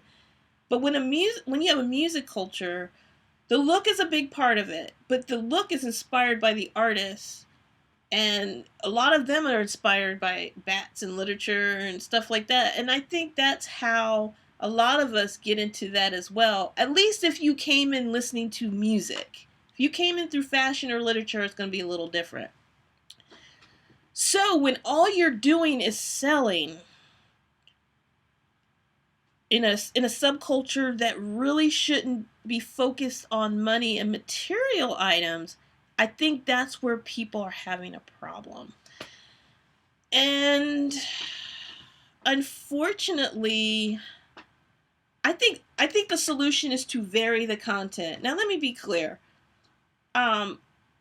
YouTube creator, if you're a YouTube creator, you can create whatever video you want as long as you're within the terms of service of YouTube and AdSense and all that other type of stuff. Because the reality is, if you're trying to get paid, you really can't play music. You can, but it's just so convoluted now with YouTube. So I do want to point that out to, I mean, just playing this, I was nervous playing vinyl. Just because of the algorithm. I didn't know it was going to happen. So if YouTube is your sole, if that's how you make money, if that's your job, I can see why the sponsorships and the affiliate links and that type of thing, I understand why that's being pushed so hard. That's how you're making money. That is your source of employment. Now, while that's not my problem or your problem, that is something to consider. I do know that there are YouTube creators whose only job is making content. And no, it is not lazy. I do get irritated when people tell these creators, I get a real job. And I'm sitting there looking at these comments and I'm thinking, this is a person that has not edited a video, at least in a long time. Because the editing alone, that takes a while. If you're by yourself, there's a lot that goes into an edited video. And it's just the way it is. So, some people don't think YouTube is a job. Oh yeah, it is. It can be a job, definitely. It can definitely be a job. Take you hours to edit, and then you have to prepare a schedule, because when you treat it like a job, if that's your job, you have to come out with content.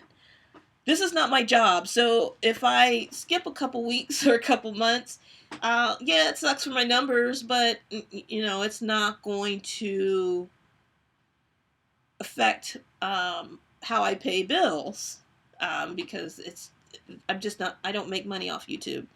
But if you do, then there are certain things you really have to think about. It's actually one of those things that could really prevent YouTube from being fun. A lot of these YouTubers have been burning out. I know I've burned out because I didn't know what I wanted, I didn't know what I was going for, that type of thing. But people burn out because it seems like YouTube's always asking you to do more, daily vlogging. You gotta advertise. You gotta let your reason know. It gets to be a lot if it's just you. A lot of these cool videos, they have teams, okay? They've got an editing team. They've got a lighting team. You've got the person on camera. You've got the producer. A lot goes into a video, especially these slick videos with the graphics going everywhere and the jump cuts. That takes work. But my issue is, I think if you have a goth channel or a channel that's based on the music subculture, I think it would help to vary the content. That's what I think. Because when it's constant unboxings and hauls and sponsorships, as a viewer, it gets old. It's like, okay, I get that, and I get that you're trying to make money, but from a viewer standpoint, it's just another commercial, and there's no shortage of commercials and ads, definitely. But are we being unfair? Let's see. I guess I should ask this question. When someone goes mainstream, let's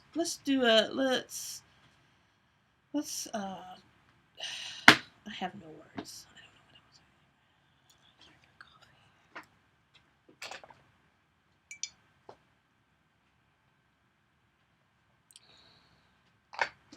Detour. Let's take a detour in this conversation. Are you selling out if you become popular or mainstream?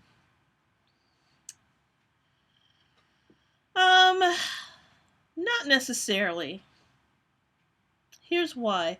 Artists, whether it's visual, whether it's musical, whether it's dance, it's natural to progress and to change your sound or to change your style. Now with Metallica, I don't know how much the decision it was that Metallica would change their sound versus the record companies. I don't know a lot of detail with that. But perhaps they just changed their sound. That happens. Ride the Lightning came out in 84.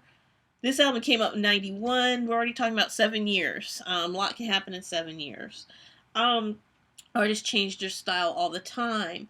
Now, when people think they've sold out, sometimes the sound, and I can't think of a band off the top of my head.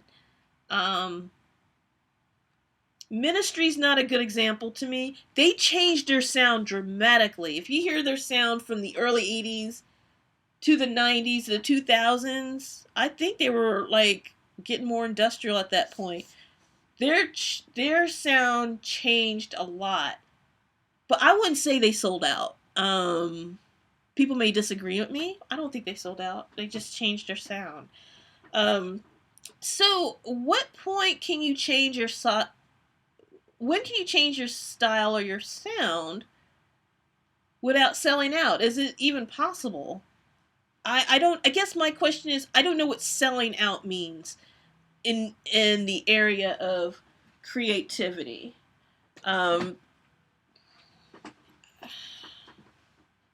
Your style changes, your sound changes, and you still need to pay the bills. So, I don't know. There's just so much to think about.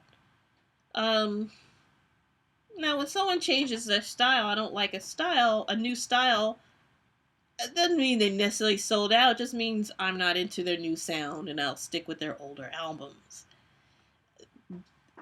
But the problem is capitalism.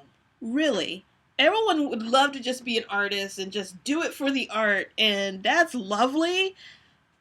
But when it comes to rent and food and let's be real, computers and smartphones.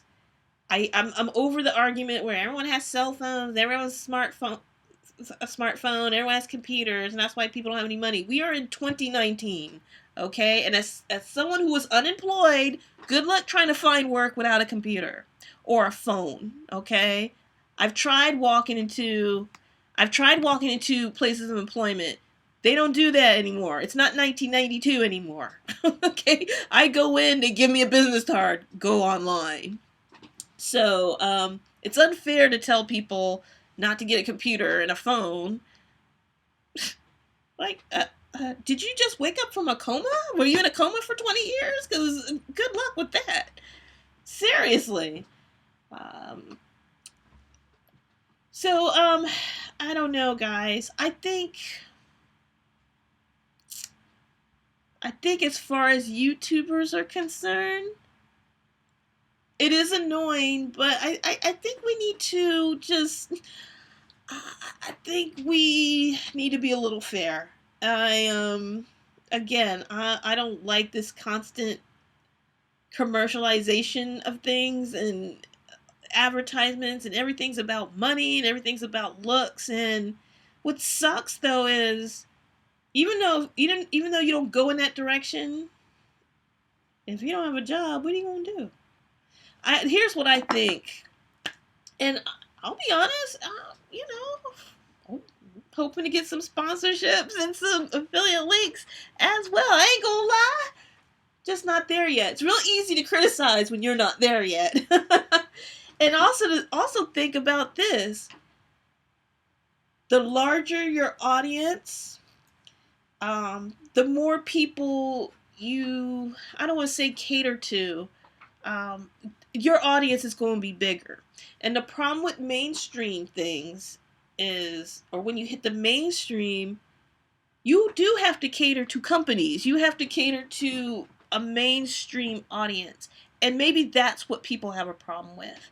The problem, though, is mainstream's dealing with numbers. That's it. They don't care who you are. They don't care what your thoughts are. What they care about is they have something to sell you. You buy it, and they've made money. That's all they care about is the money. Really. So the larger your audience, that's more wallets to tap into.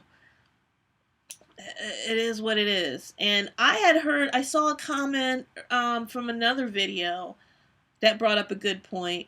It's Black Friday doesn't only have, her viewers aren't just goths, and her viewers aren't just alternative people. There are people who like watching her stuff who aren't part of the subculture.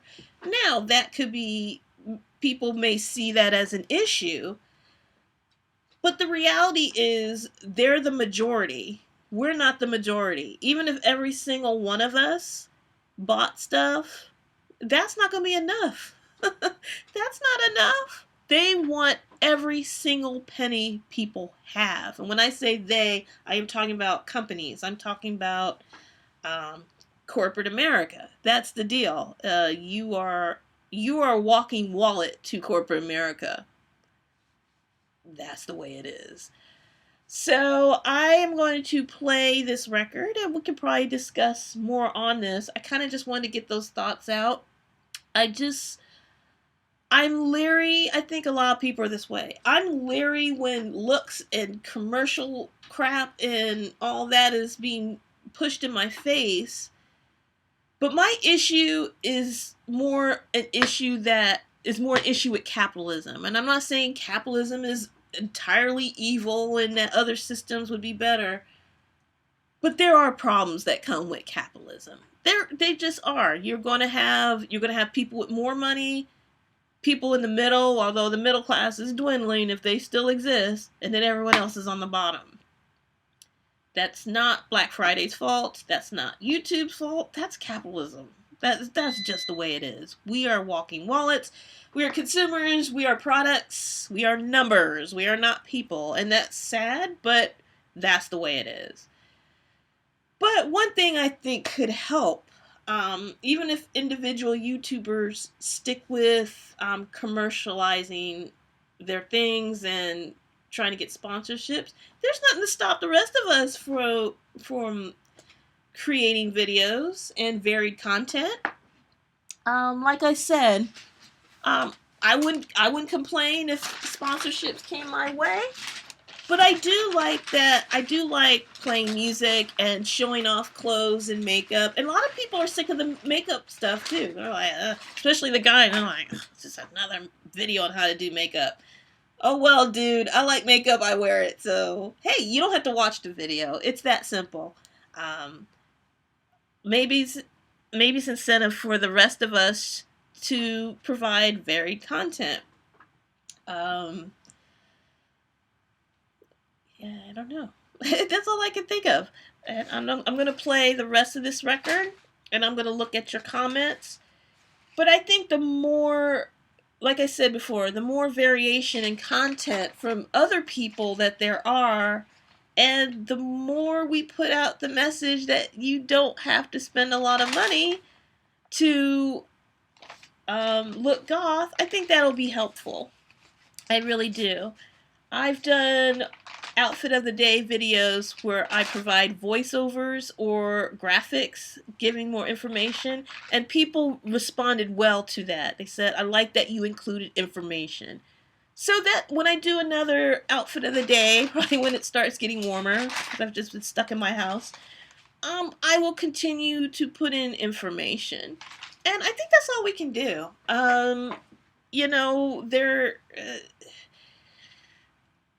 As Dorian said this, and I agree with him on this, at some point, it's the responsibility of the viewer or the person itself to make decisions. And I know when you're young, that could be harder. Or when you're starting out in the subculture, it can be intimidating. But at the end of the day, I see all sorts of lovely goth clothes that I like, but A, can I afford it? B, will it look right on me? And C, will I actually wear it? Because I try to buy clothes to fit my lifestyle, which is why I don't have a lot of high heels. I walk everywhere. I mean, you just do have to make decisions. And remember, you know, it's the same process you go through when you're on Amazon, when you're on Rosegal, when you're in Macy's. Um, it, I personally had to learn that I just can't buy every single thing I like. I am not wealthy. My last name is not Rockefeller. So I do have to have a budget. And that means it really comes down to me on how I spend my money. And if I'm spending my money on crap and wasting my money, unfortunately, that's the responsibility that falls on me. I can't blame others for what the decision of buying things ultimately ends with. And that's my, it could be hard. And and there's a lot of psychology there. There's a reason why advertisers have psychologists. It's really messed up how they convince you that you need a certain item or that you would be happier with an item. But this has been going on since people have been selling stuff. Way before the internet. Way before people had personal computers in their houses. So that's how I feel. The commercialization is much, but there's other channels we can look at. And as we add to non-commercialized content, that's gonna help create a more varied space within our subculture. The reality is a lot of us don't go to clubs anymore or go to brick and mortar stores anymore. Either they're not around us or we don't have the money or whatever other reason. So a lot of this is online. We just have to just be smart about it. And if you're new to this subculture, again, it's as expensive as you make it to be. You could get your black clothes at Walmart or the thrift store, and you can keep it basic. When you start putting frills and hardware and all these grommets, that's when the prices start going up. And there's nothing wrong with that. But at the end of the day, you can wear anything, but you can wear plain black clothes, silver necklace, and a ring from the Target or whatever, and you really don't have to spend a lot of money.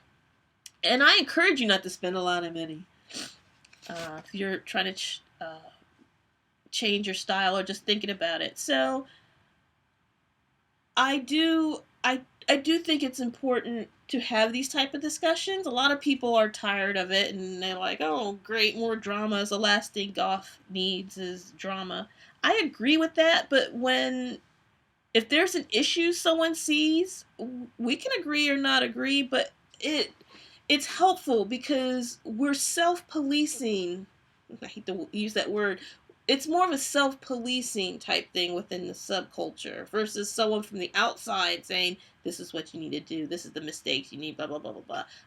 If we're going to have discussions like this, I'd rather it be with us, us alternative, weird people.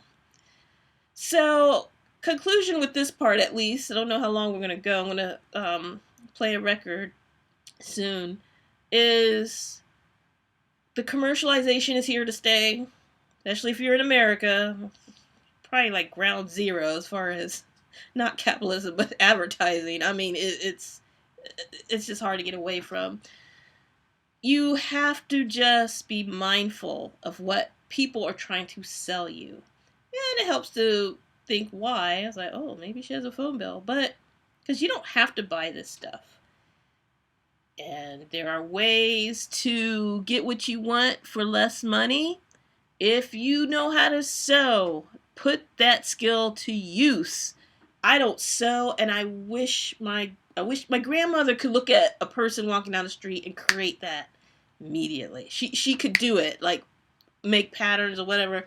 She didn't pass that down to my mom and didn't pass down to me. And yeah, I can learn, but who the heck has time for all that? So if you have a sewing skill, use it. You will be able to create things that goes for hundreds of dollars. I've seen it. And if you don't, like, if you're not crafty like I'm not crafty. Get some basic black clothes and accessorize the hell out of it. That's my advice. But I think we need to be careful on who we're attacking. Yeah, it's a problem, but it's not a problem. The problem will, if they stop doing sponsorships, the problem won't end. It's so much bigger than them. That's all I have to say for now is just be mindful of things, and I think we need to be careful on attacking our own. Yeah, it might not be doing good for the subculture. I don't think that's true. I think, at least with Black Friday, she does play music, she goes to vlogs. She has been doing a lot of hauls and sponsorships and all of that. But, I mean, this is her life. I don't know what's going on with her life. And at the end of the day, she can post whatever the hell she wants. Who the hell am I to tell her you shouldn't do this? Yeah, it gets annoying, but just like other things I don't appreciate, just get the hell over it and create my own stuff. So I'm going to put on the second album and then read your comments and discuss.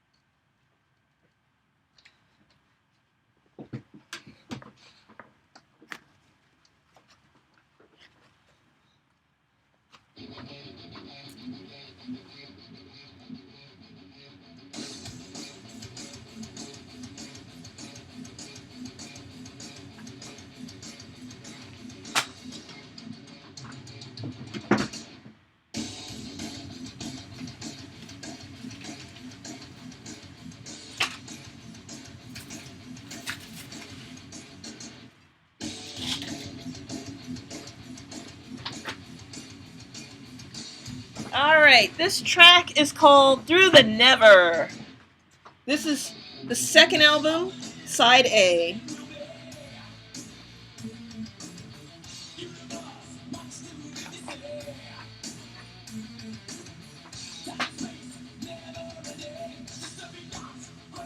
Alright, I'm gonna start looking at your comments.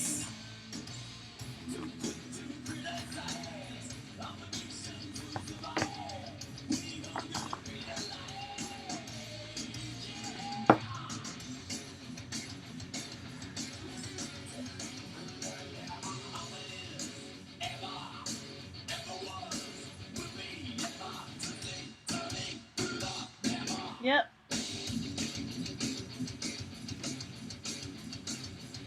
Bye, Dark Wolf. Thanks for joining us. Good night. Yeah, it's probably late up there. Yes, it's metal. We're playing metal today. Taking a little break from Goth. I'm gonna tell y'all right now, my records will not always be Goth. I don't have a large collection, but I do have Goth records and records of other genres. So I'll be playing different genres and letting y'all know. But yeah, today is metal, because I thought it would go great with the discussion, because it's the Black Album, and there are people who think Metallica sold out with this album, so that's why I'm playing it.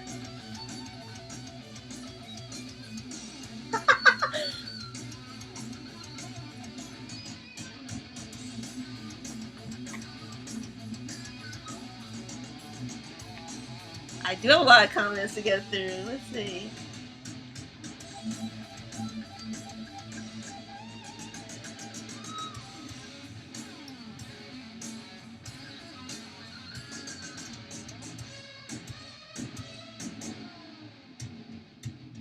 I am on Instagram. I'm on Instagram.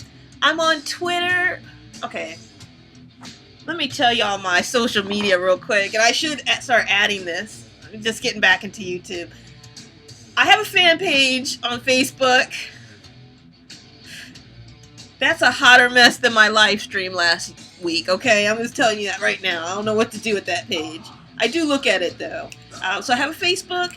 I'm active on Instagram. As far as active, there's Instagram, Facebook, Twitter. I'm not active on Twitter. I use Twitter to let people know I'm doing a live stream or I'm doing videos, that type of thing. Or when I post some on Instagram, it also posted on Twitter. But I'm not big on Twitter. I'll read tweets from other people just to see what's going on in the world. But I'm not big on Twitter. My main things are YouTube, Instagram, and then Facebook.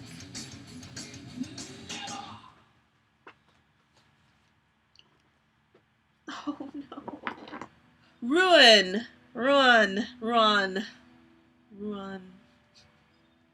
So bad. And I know how it feels, because my name's Dacia, and a lot of people mispronounce my name. I think it just goes with the territory. Oh well. There's a scratch.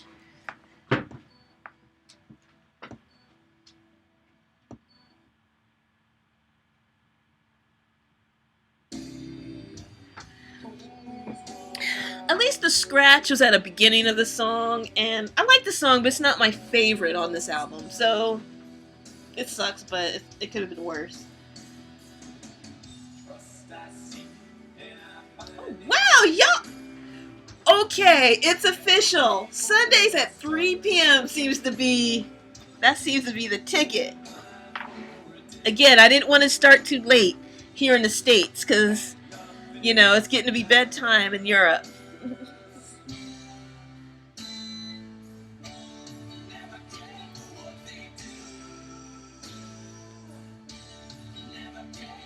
I agree with Macabre Mom, for men and for women. In fact, this is, I do this a lot with my own style. Get a kick-ass jacket and kick-ass boots, and you are set. Actually, I think if you're going to spend a lot of money, when I spend a lot of money, I prefer to put that in a jacket and shoes, because you can wear those with different outfits. And shoes, I gotta have shoes that can be repaired and that I can walk in. So a lot of my shoes, it's not unusual, they start at $100. And that's not very frugal, but if you walk everywhere, I need shoes that's gonna last and that I can get repaired. A lot of these shoes, I think this was years ago, so it could be different now.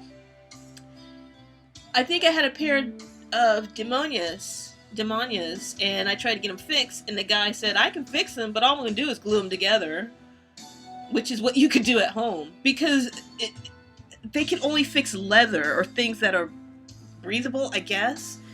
So, yeah, you can glue them back together. It's not worth taking it to a cobbler. Now, again, this was 20 years ago. I don't know if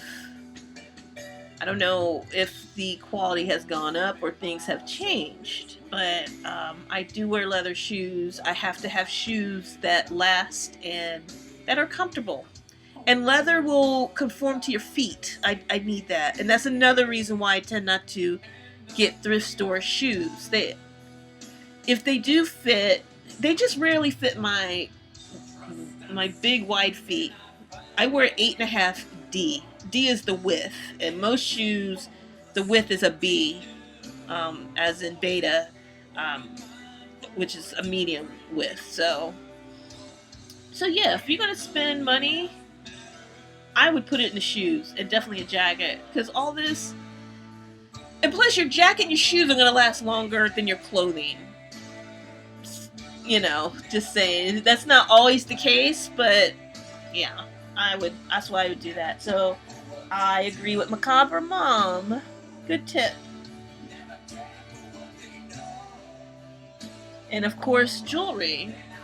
and jewelry. You can get jewelry as cheap or as expensive as you know. I've seen beautiful goth jewelry on Etsy. $600, $700, like it was like just metal and just all these details and these stones, gorgeous. But I'm not worth the paycheck. I don't think so. Fortunately, I gotta eat, so gotta be careful. Yeah, dressing like craft works too. If you're into the 80s, a lot of those guys, they did a lot of stuff with suits. I mean, it doesn't have to be an expensive suit. They had these ties going on and this makeup. I think the 80s is a good inspiration for men. You can even take some style tips from metalheads too. There's a lot of women in goth as far as style, but in metal it's the opposite. It's a lot of guys. More guys than women, I think. So you can take inspiration from the metalheads too.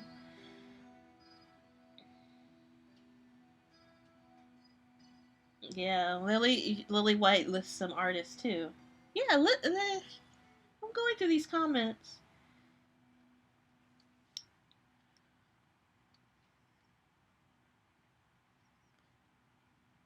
Edgar says thank you for the compliments. Well, he said meow, meow, whine, whine, whine, but that's what he meant.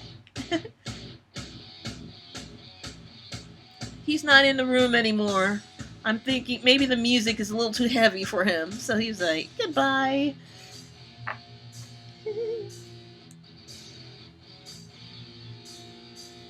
Hi, A-Tech! Start subscribing to you, and I liked your dance. I like how you said fuck YouTube, because I agree. Oh, speaking of, let's see.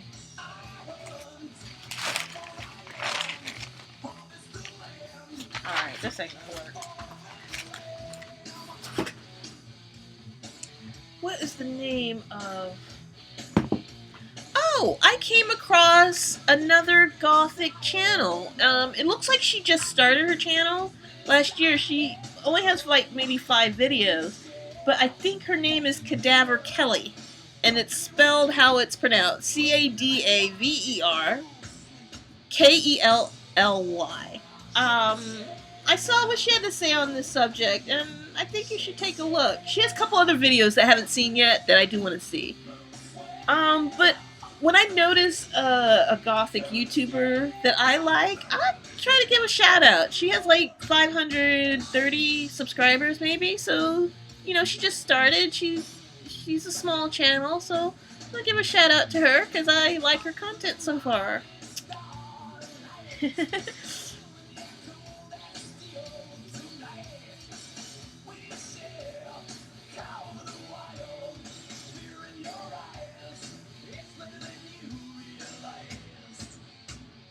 Cats of Instagram. Oh, I'm gonna check that out. Yeah, I think I have to do Edgar his own channel. He's got way too much personality for me to hide it. That cat can whine, and it's... Oh my goodness. Ugh. My cat just... Okay. He's always whining for food. Like, dude, you're waddling. Your body looks like a barrel. You're gaining weight. We need to slow down. I'm trying to get him on a schedule, and he ain't feeling it. So, it's a battle.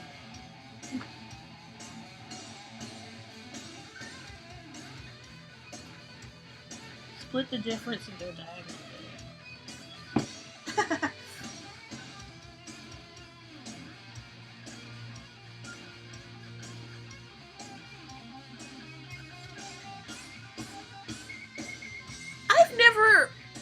Is Wish a brick... I've never heard of Wish as far as the store. Is that a brick and mortar store or is that online? I'll have to check them out. I've seen their name tossed around on social media and on YouTube. I've never been there. I don't know if it's like a Rose Gal type of thing or a Target type of thing, or is it like a punk rave type thing? I don't know.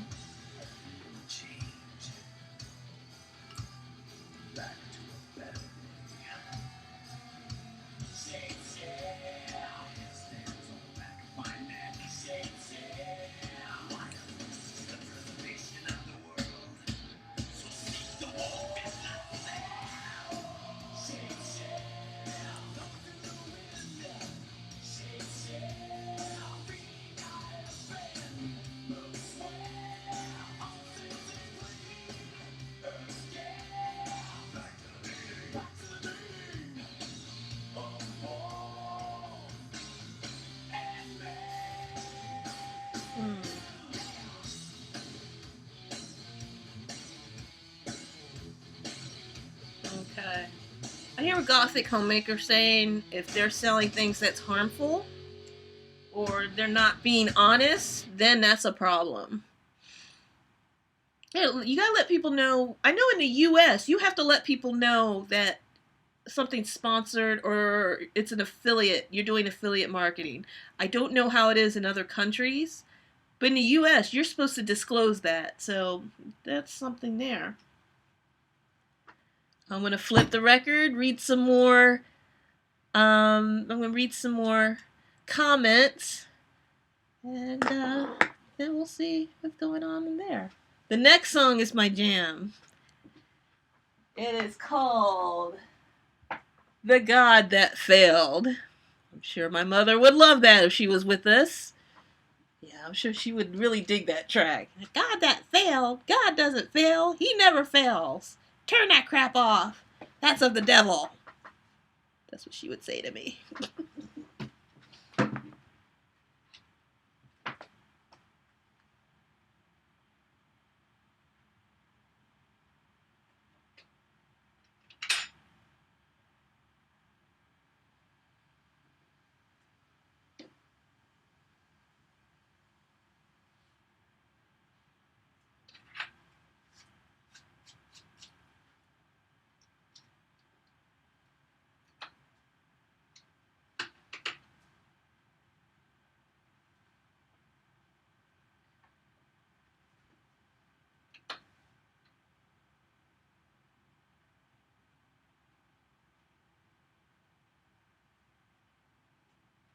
The God That Failed. This is my jam right here.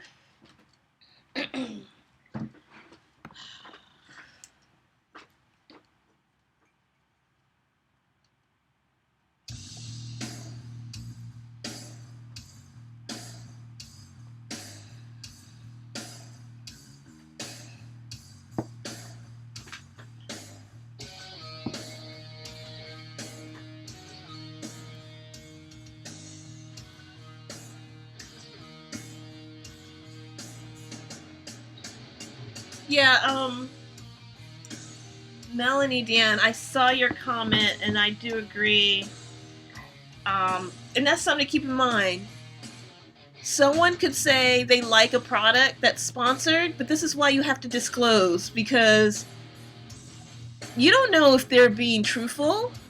They're not going to pay you to tell thousands of people that your products are crap. I mean, they're just... I'm sure there's some companies that don't mind, but most companies, no. You can have... There could be downsides to a product, but you have to... I'm sure they want you to push this product. Which is why you have to disclose when it's sponsored, because people have to know where you're coming from. Yeah, so... Yeah, good luck getting the sponsors. Like, can I be completely honest and tell people? No.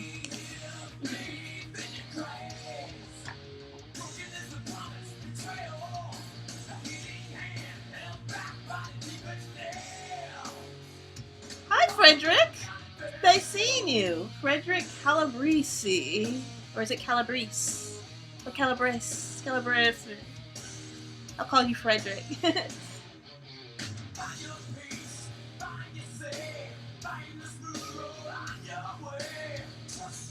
I have a question for Gothic Homemaker. You say you don't like haul videos and you just don't watch them. I'm just curious. I do haul videos occasionally because my employment's a little spotty, so I had to put things aside. Is it that it's just about what people bought, or are you just simply bored with it? You don't care what people bought if it's not if they're not wearing it. I don't know. I'm just curious on why you don't watch haul videos.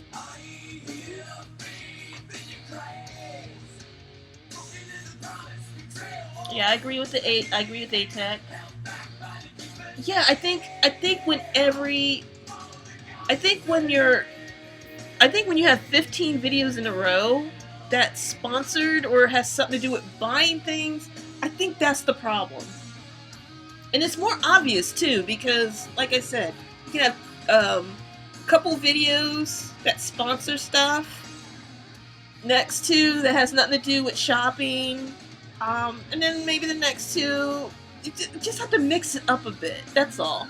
That's how I feel too.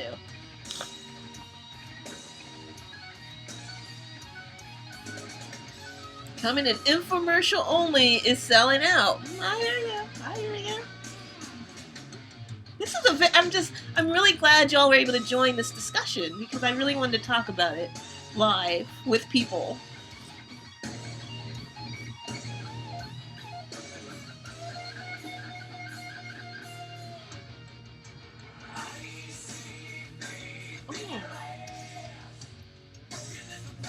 And that's the thing. A lot of people, as far as Black Friday is concerned, there are people with problems with her that have nothing to do with her sponsorships. Apparently, she's done some things. Again, I'm not going to talk about that because I don't know squat. I'm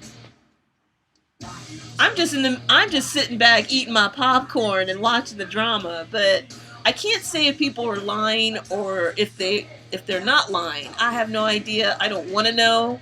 I don't know her personally, so it's like a TV show or something. I don't know. But I've heard people have issues that wasn't about sponsorships. I don't know. I don't know.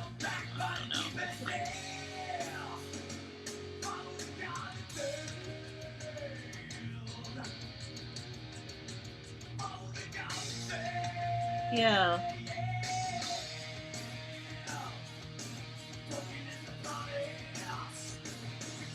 I do have a question for you guys. Well, it's on my mind.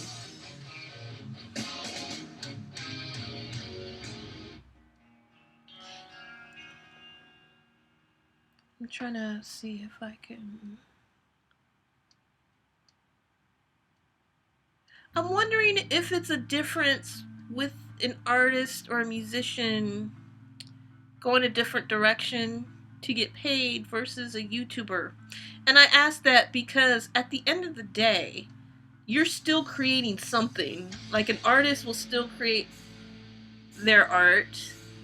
A musician, even if they changed their sound, they're still creating music. Whereas YouTube, I'm creating a video, but like this video, I'm really just talking to you guys, and we're just listening to music and getting to know each other as a community. But as far as something tangible, I don't know. I think it's different when it's not tangible. I don't know how y'all feel about that. It just came to my mind after I was reading the comments. Doing YouTube as a living. And I've been thinking about that too. Like, I always think it'd be great to make money off my art, but at the same time, there are creative people out there that don't like their jobs, even though they create for a living.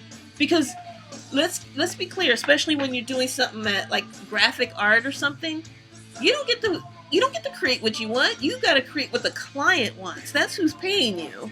And people think you could just sit and draw all day and you'll be rich. And if that happens, the artist is usually long dead. I remember, I don't know if y'all know who this artist is. His name's Jacob Lawrence. He was a Black American artist from the turn of the century. He was part of the Harlem Renaissance at the beginning of the 20th century. But, people like his art and he was well known and all that. But then when he died, I think he died in the late 90s, early 2000s. Guess what happened to his posters and his books and his art? Everything skyrocketed because he's dead now. He can't make more art. So this is all we got. So it's interesting that way. And I joke with people all the time. Like, oh, your work should be hanging in this museum. Like, it may. I'll be long dead, though. It's frustrating, but it is what it is.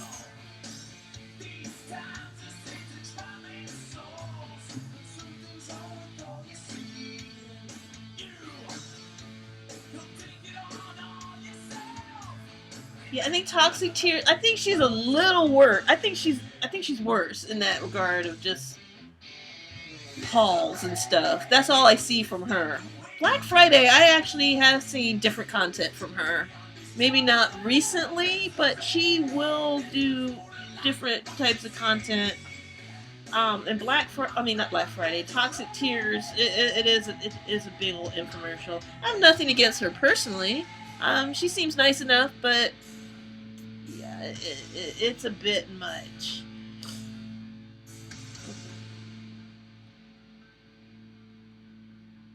The online begging bowl, e-begging. You want to start some mess? The drama on YouTube is unreal. It's not just goth, y'all. It's, well, of course, drama channels. I don't watch them often because it's actually kind of cool watching drama channels when you don't know who they're talking about. I find safety in not knowing who these people are or what they did or whether it's true or not. It's like I'm watching characters from a TV show, like fictional characters. And I don't know. So there's drama channels. There's the animation community. There's a little drama going on there. Like, what? What else? There's drama with the politics. There's just drama everywhere on YouTube. It's not just goth. In fact, as far as drama, goths are pretty low on the dramatic end of the scale. We tend to, someone puts out a video and we'll agree or disagree, but we want to share our thoughts based on that video. So then you'll have a number of viewpoints from different goths on the same topic. But this doesn't happen all the time. It's just kind of it seems like that happens, and then we all go back to our niches and what we normally do. But yeah, YouTube drama central. I think just people are just irritated and annoyed for different reasons.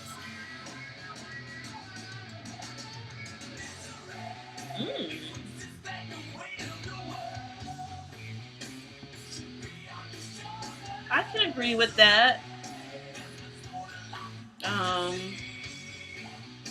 Mary Morning says, I would rather see YouTubers that make their own products, artists or something like that. I can agree with that because that's when you buy someone's art, that's a little piece of them. They've put themselves into that art and to that craft. That's different than something made off the factory line. It just is. And then you're supporting an artist to create more art versus supporting someone to buy more stuff, maybe. So I agree with that.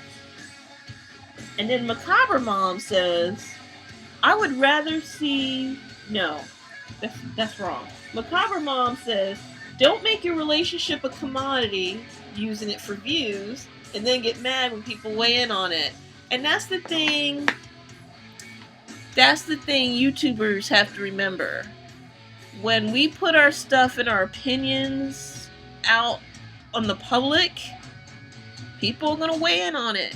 And even if they misread what we were saying or get upset or whatever, we did put it out there at the end of the day. We did make this decision to make a public video, and people are going to weigh in on it, especially if it's controversial in nature.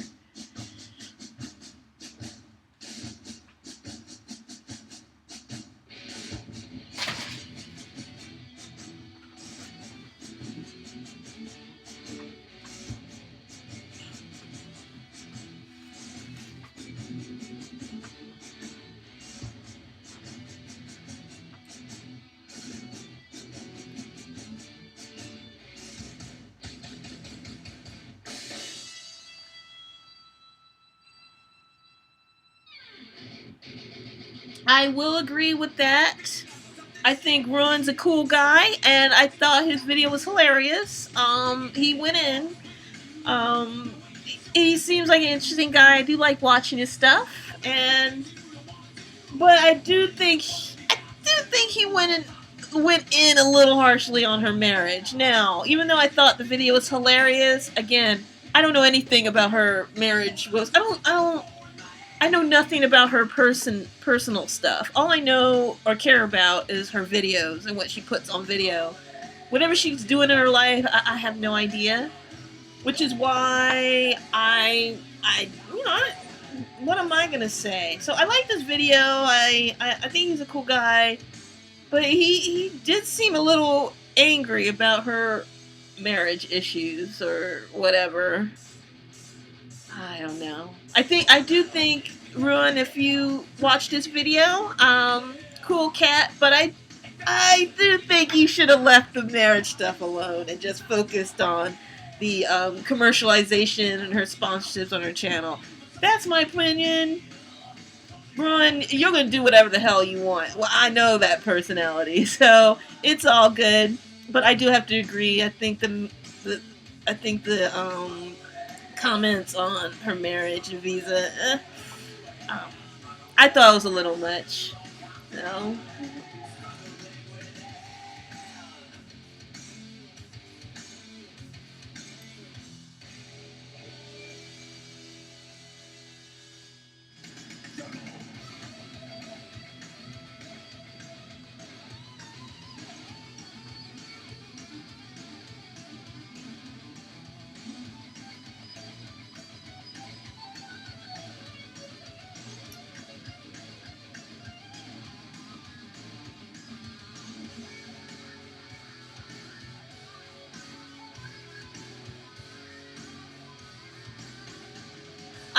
I do want to check out some DIY channels from the Goths that make these videos. Like, I mean, I have t-shirts. All I do is cut the sleeves and the neckline. But I know there's a lot more I can do with them, especially since these are men's t-shirts. So they don't go in at the waist like the women's t-shirts tend to do.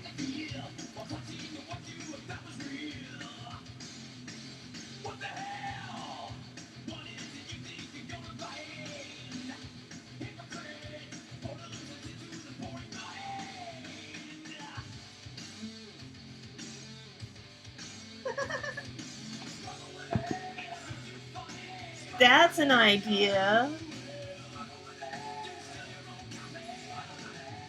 I like that idea from Macabre Mom. This video is sponsored by Michael's Craft Store. I think that's brilliant! Like, you DIY folks, you people with the skills to pay the bills, call Michael's, call Joanne's. If you're in the DMV area, call G Street Fabrics. Get on that, like, hey, you need some advertising? I got some skills. I can show people what they can do with your products. Why not? Might as well. That's the end of the record. Okay.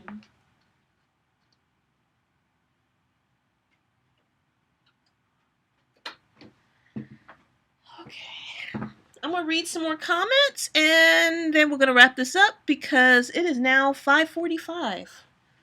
Wow, it's 5:45. I started like 3:15. Ah! I think I'm going to wrap this up unless y'all want me to keep going. We can keep going. Just let me know. And let me know if you want me to put timestamps. I don't know if that's helpful. I don't know if people care about the timestamp, so just let me know.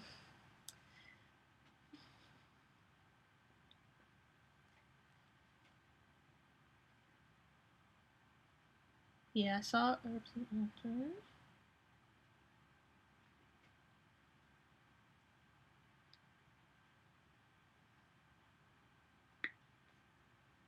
Yes, ATEC, and that's what I told people as well. This is not the first time Goth has been popular.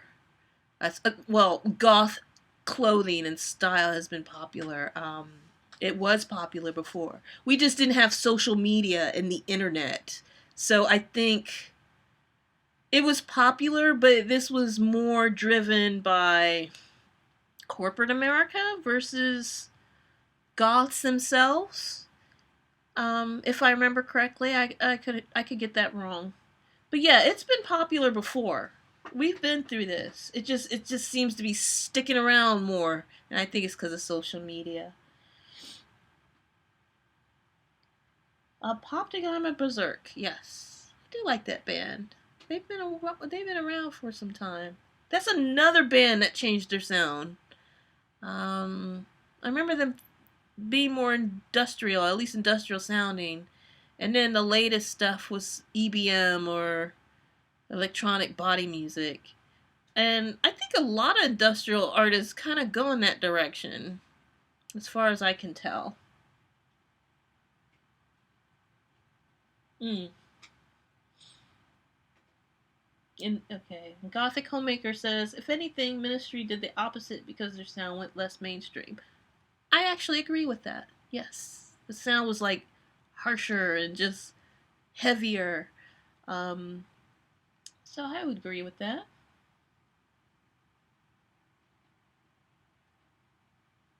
Hmm. The big signifier, ATEC says, is if goth was mainstream, would you still be goth? Or are you just in it for being edgy and rebellion? That's a good question. I would still be a goth. I was more into the and see, this is another thing. The whole rebellion and being edgy and just like pissing people off. I think that's more of a young person thing. I could be wrong, but I remember I had that attitude at 22, and now at 46, it's like now I'm just like, just leave me alone. We're good.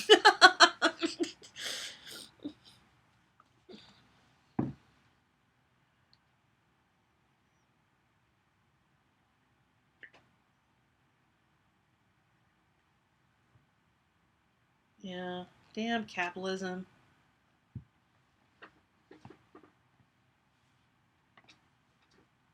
My great grandparents who are not alive, but they would be laughing their asses off about bottled water. Like, bottled water? Get it out of the tap. What's wrong with you? ah, yeah, someone's. Maybe I could do a sponsorship for Edgar. Hey, hey, my cat loves this cat food. Get this cat food, and he is not easy to please. So, yeah, finicky cat, especially one that likes to whine constantly. Get this cat food for him or her. Hi, Swami. Nice to see you again too. Yeah, I took like a 3 month break. But it's a break I needed, and you should never apologize for taking a break. There's a lot of stuff we gotta deal with these days. It'll still be there when you get out of your break, so no worries.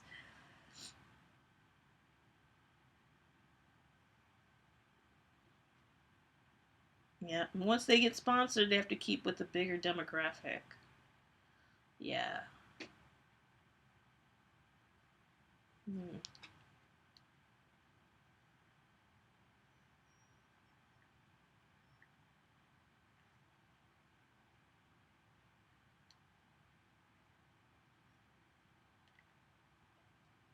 Yes, A-Tech, and I saw your website. I was like, you know what? I think I've seen it before. We just didn't meet, so I didn't know who you were. But I saw those websites. I think I've been here before. Yeah, good stuff. I'm not a writer. I do. Oh my gosh, I do have a blog. It's pretty pitiful. There's beautiful pictures in it. I can curate and add nice pictures and design the site. I do like the design of my blog, but that has not been updated in a while, and I don't know when I'll update it because I want it to be. I want my blog to be a landing page for my videos because I can't trust YouTube. And if YouTube goes down, I mean, I have my videos on USB, but if it goes down and it goes down, where's my website? If that's an independent, it's good to have an independent site for your videos, in my opinion. But I am no writer. Hi, this is what I did today. This is what I'm wearing today. Do you like it? Love and shimmies. TTFN. Dacia Denise. Yeah, really, really thought-provoking, thought-provoking writing there. Okay, let's see. I am going to... Yeah, I'm getting a lot of comments. Well, not me personally, but y'all are talking to each other. That is wonderful. That's what I want to see. Dark harmony. Okay, can someone please explain to me what Discord is? I'm seeing Discord. Like, go on Discord. I'm on Discord. What is that? I mean, is that for videos or is that for... I'm thinking Discord was for gaming, but I don't know. I don't even know what it is. So maybe y'all can tell me, because I'm too lazy to Google right now. I'm looking at comments. I am busy. Too busy to Google. There you go.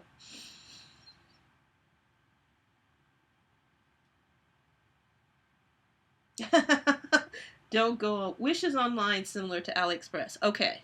So it's okay. Cheap stuff from China. Yeah, I'm really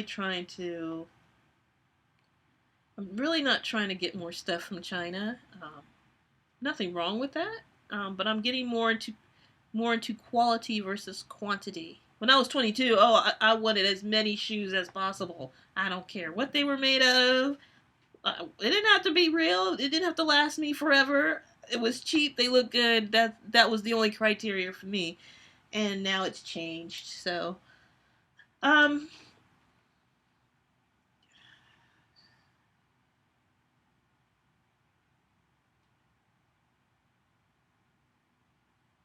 rinse up Etsy sellers all the time. Yeah.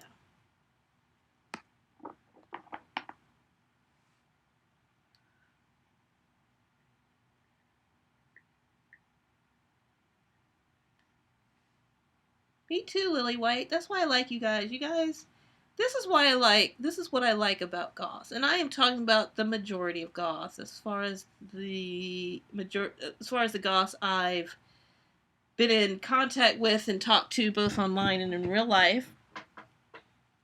Goths are pretty sensitive people. We are honest with our opinions, but we're also nice to you. I saw a link. Yay, thank you whoever sent me the link to Discord. But what was I saying? Yeah. But Goths are just nice people. We're opinionated, but we're nice. If you're cool with us, we're cool with you back. So, people who get mad at Goths, it's one thing for not liking them for having an attitude, or maybe you just don't like their personality, or maybe you just don't like their personal values. But when we see the subculture go a certain way that is the antithesis of the subculture, we are going to speak up, and I think we should. Look, people don't have to agree, but it's just some of us who are older, especially, we know what happens when things become mainstream. I'm telling you, I do like rap and R&B. I do like rap and hip hop. I mean, I don't have any rap songs past 2006, and even then, it's minuscule. The majority of my rap albums are from the 80s and 90s because it went mainstream, and people I know who are into rap are like, oh, you gotta check out the underground stuff. You can't go with the mainstream stuff, and I respect that, and I believe them. So I tell them, well, like, tell me some artists or send me some links or something, because all I see is garbage, and I'm a goth. I'm not a rapper. I'm not a b-boy or anything, or b-girl or anything like that. So I spend my time searching goth music versus rap music. Rap music, yeah, I'm sorry, you just have to tell me who to look at and who to look for, because I'm spending my time on dark music. And we're not even going to get into... Oh my god. SoundCloud goth rap. Angela Benedict mentioned that, and I have not heard it yet. And then there's Baby Goth. I've not heard that either, but I'm not in a rush to hear it. I should take a listen, but it sounds sketchy.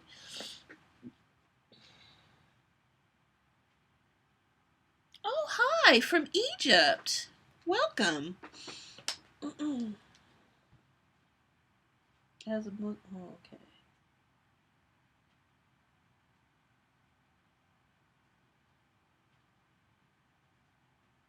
Yeah, Dead Angel. I can imagine being Muslim and living in Egypt. The shit you must get. I know. I hope I pronounced his name right. Caligo Bastet. I know there's an old video where he's talking about his surroundings when he was living in Israel, and he was getting a lot of shit too. And plus, he's a gay man, so he was getting shit for that as well. And he lives in Israel. So some countries are a lot harsher than the U.S. as far as a goth style. I mean, you still get shit here, but I can't imagine it being as bad as countries in the Middle East or Africa. They just tend to be more conservative there. And we have separation of church and state in the United States. So I think that definitely helps. You don't have to like my style. You can think it's evil, but you can't do anything to me legally with our separation of church and state. But there are places in the U.S. where it is hard to be alternative or goth. I'm lucky to live in the D.C. area. Which, if anything, I think people are just indifferent. I don't think they really care. But there are places that are very conservative and very religious and very small. That it's not easy to be different. So I don't want to just say, well, the U.S. is okay. You know, it's better than a lot of places, but it's a big country. The U.S. is a big country, so not everywhere is cool to dress alternative. But yeah, try to keep doing your thing and let's just do the best you can is all I can say.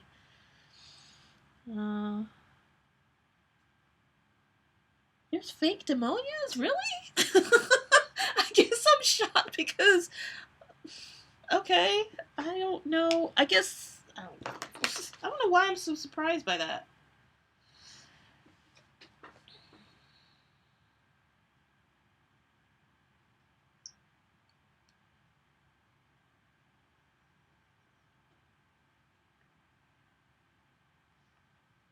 All right. All right, you guys. I think that's about it. I've ran out of things to say. It looks like y'all are just y'all are chatting. So I'm gonna end the live stream. We've been at it since 3:15. Yeah, wow, it's been over 2 hours. Time flies. But I want to thank everyone for joining the live stream. Success! And the time went by so quickly. I didn't realize it was over 2 hours. I was like, we're just going to do an hour. I'm just going to play this one record. I'm going to say a few things, and then I'm going to bid everyone adieu. But no worries. That's the beauty of live stream. You have a plan, and it doesn't have to go to plan, and it rarely does. So I want to thank everyone for joining me. Next Sunday, I will not be having a live stream. I am, now that I'm seeing people are interested in live streams, when I do have a live stream, I will give y'all a heads up on Instagram and Facebook. Next week, I think I'm going to see if I can put a video on. Let's see. I may just take a break that day. But I will be posting my videos, whether it's a live stream or an edited video. I will be posting them on Sundays. I think Sunday is a good day for me, and it doesn't seem to be competing with other YouTubers that I know. I mean, there's live streams are going on all the time with different people. I mean, YouTube's huge. There's no way to just avoid that. But I do like that I'm able to do this on Sundays. And plus, with my stagehand job, sometimes I do work weekends, but it's mainly during the week, so I think Sunday is good. I think there's a better chance of me doing live streams and videos on Sundays versus any other day of the week, because I just may be working. So that's it. I will see if I can put my links to my Facebook and my Instagram and Twitter.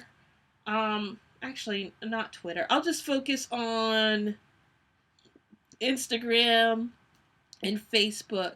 And I do have the little icons on my channel page where the banner art is. I don't know if the links work. We shall see. But that's it. Whether I have a video next week or not, I may just take a break. But I think I will do a live stream on the 17th of March. Yes. Let's go ahead and schedule that. 17th of March, which is, again, not next Sunday, but the Sunday following that. I see if I can do a live stream, and I will give y'all a heads up. And just so y'all know, I want to do it this way, just because my schedule is kind of sporadic. If I don't send out if you don't see a notation of or an ad or whatever of me doing a live stream that Sunday, it's a good chance that it won't happen. I do want to let people know about live streams going on, and I'm going to try to do that the day before the live stream, or maybe I should do it a couple days before. I'm still working this out, but it's looking more promising. So again, I don't know what I'm going to do for the next weekend, but the next live stream will be Sunday, March 17. I might do another, maybe I'll just redo this makeup. Maybe. We'll see. Anywho, I hope y'all have a good night. Thanks for joining me. Have a good one. Peace.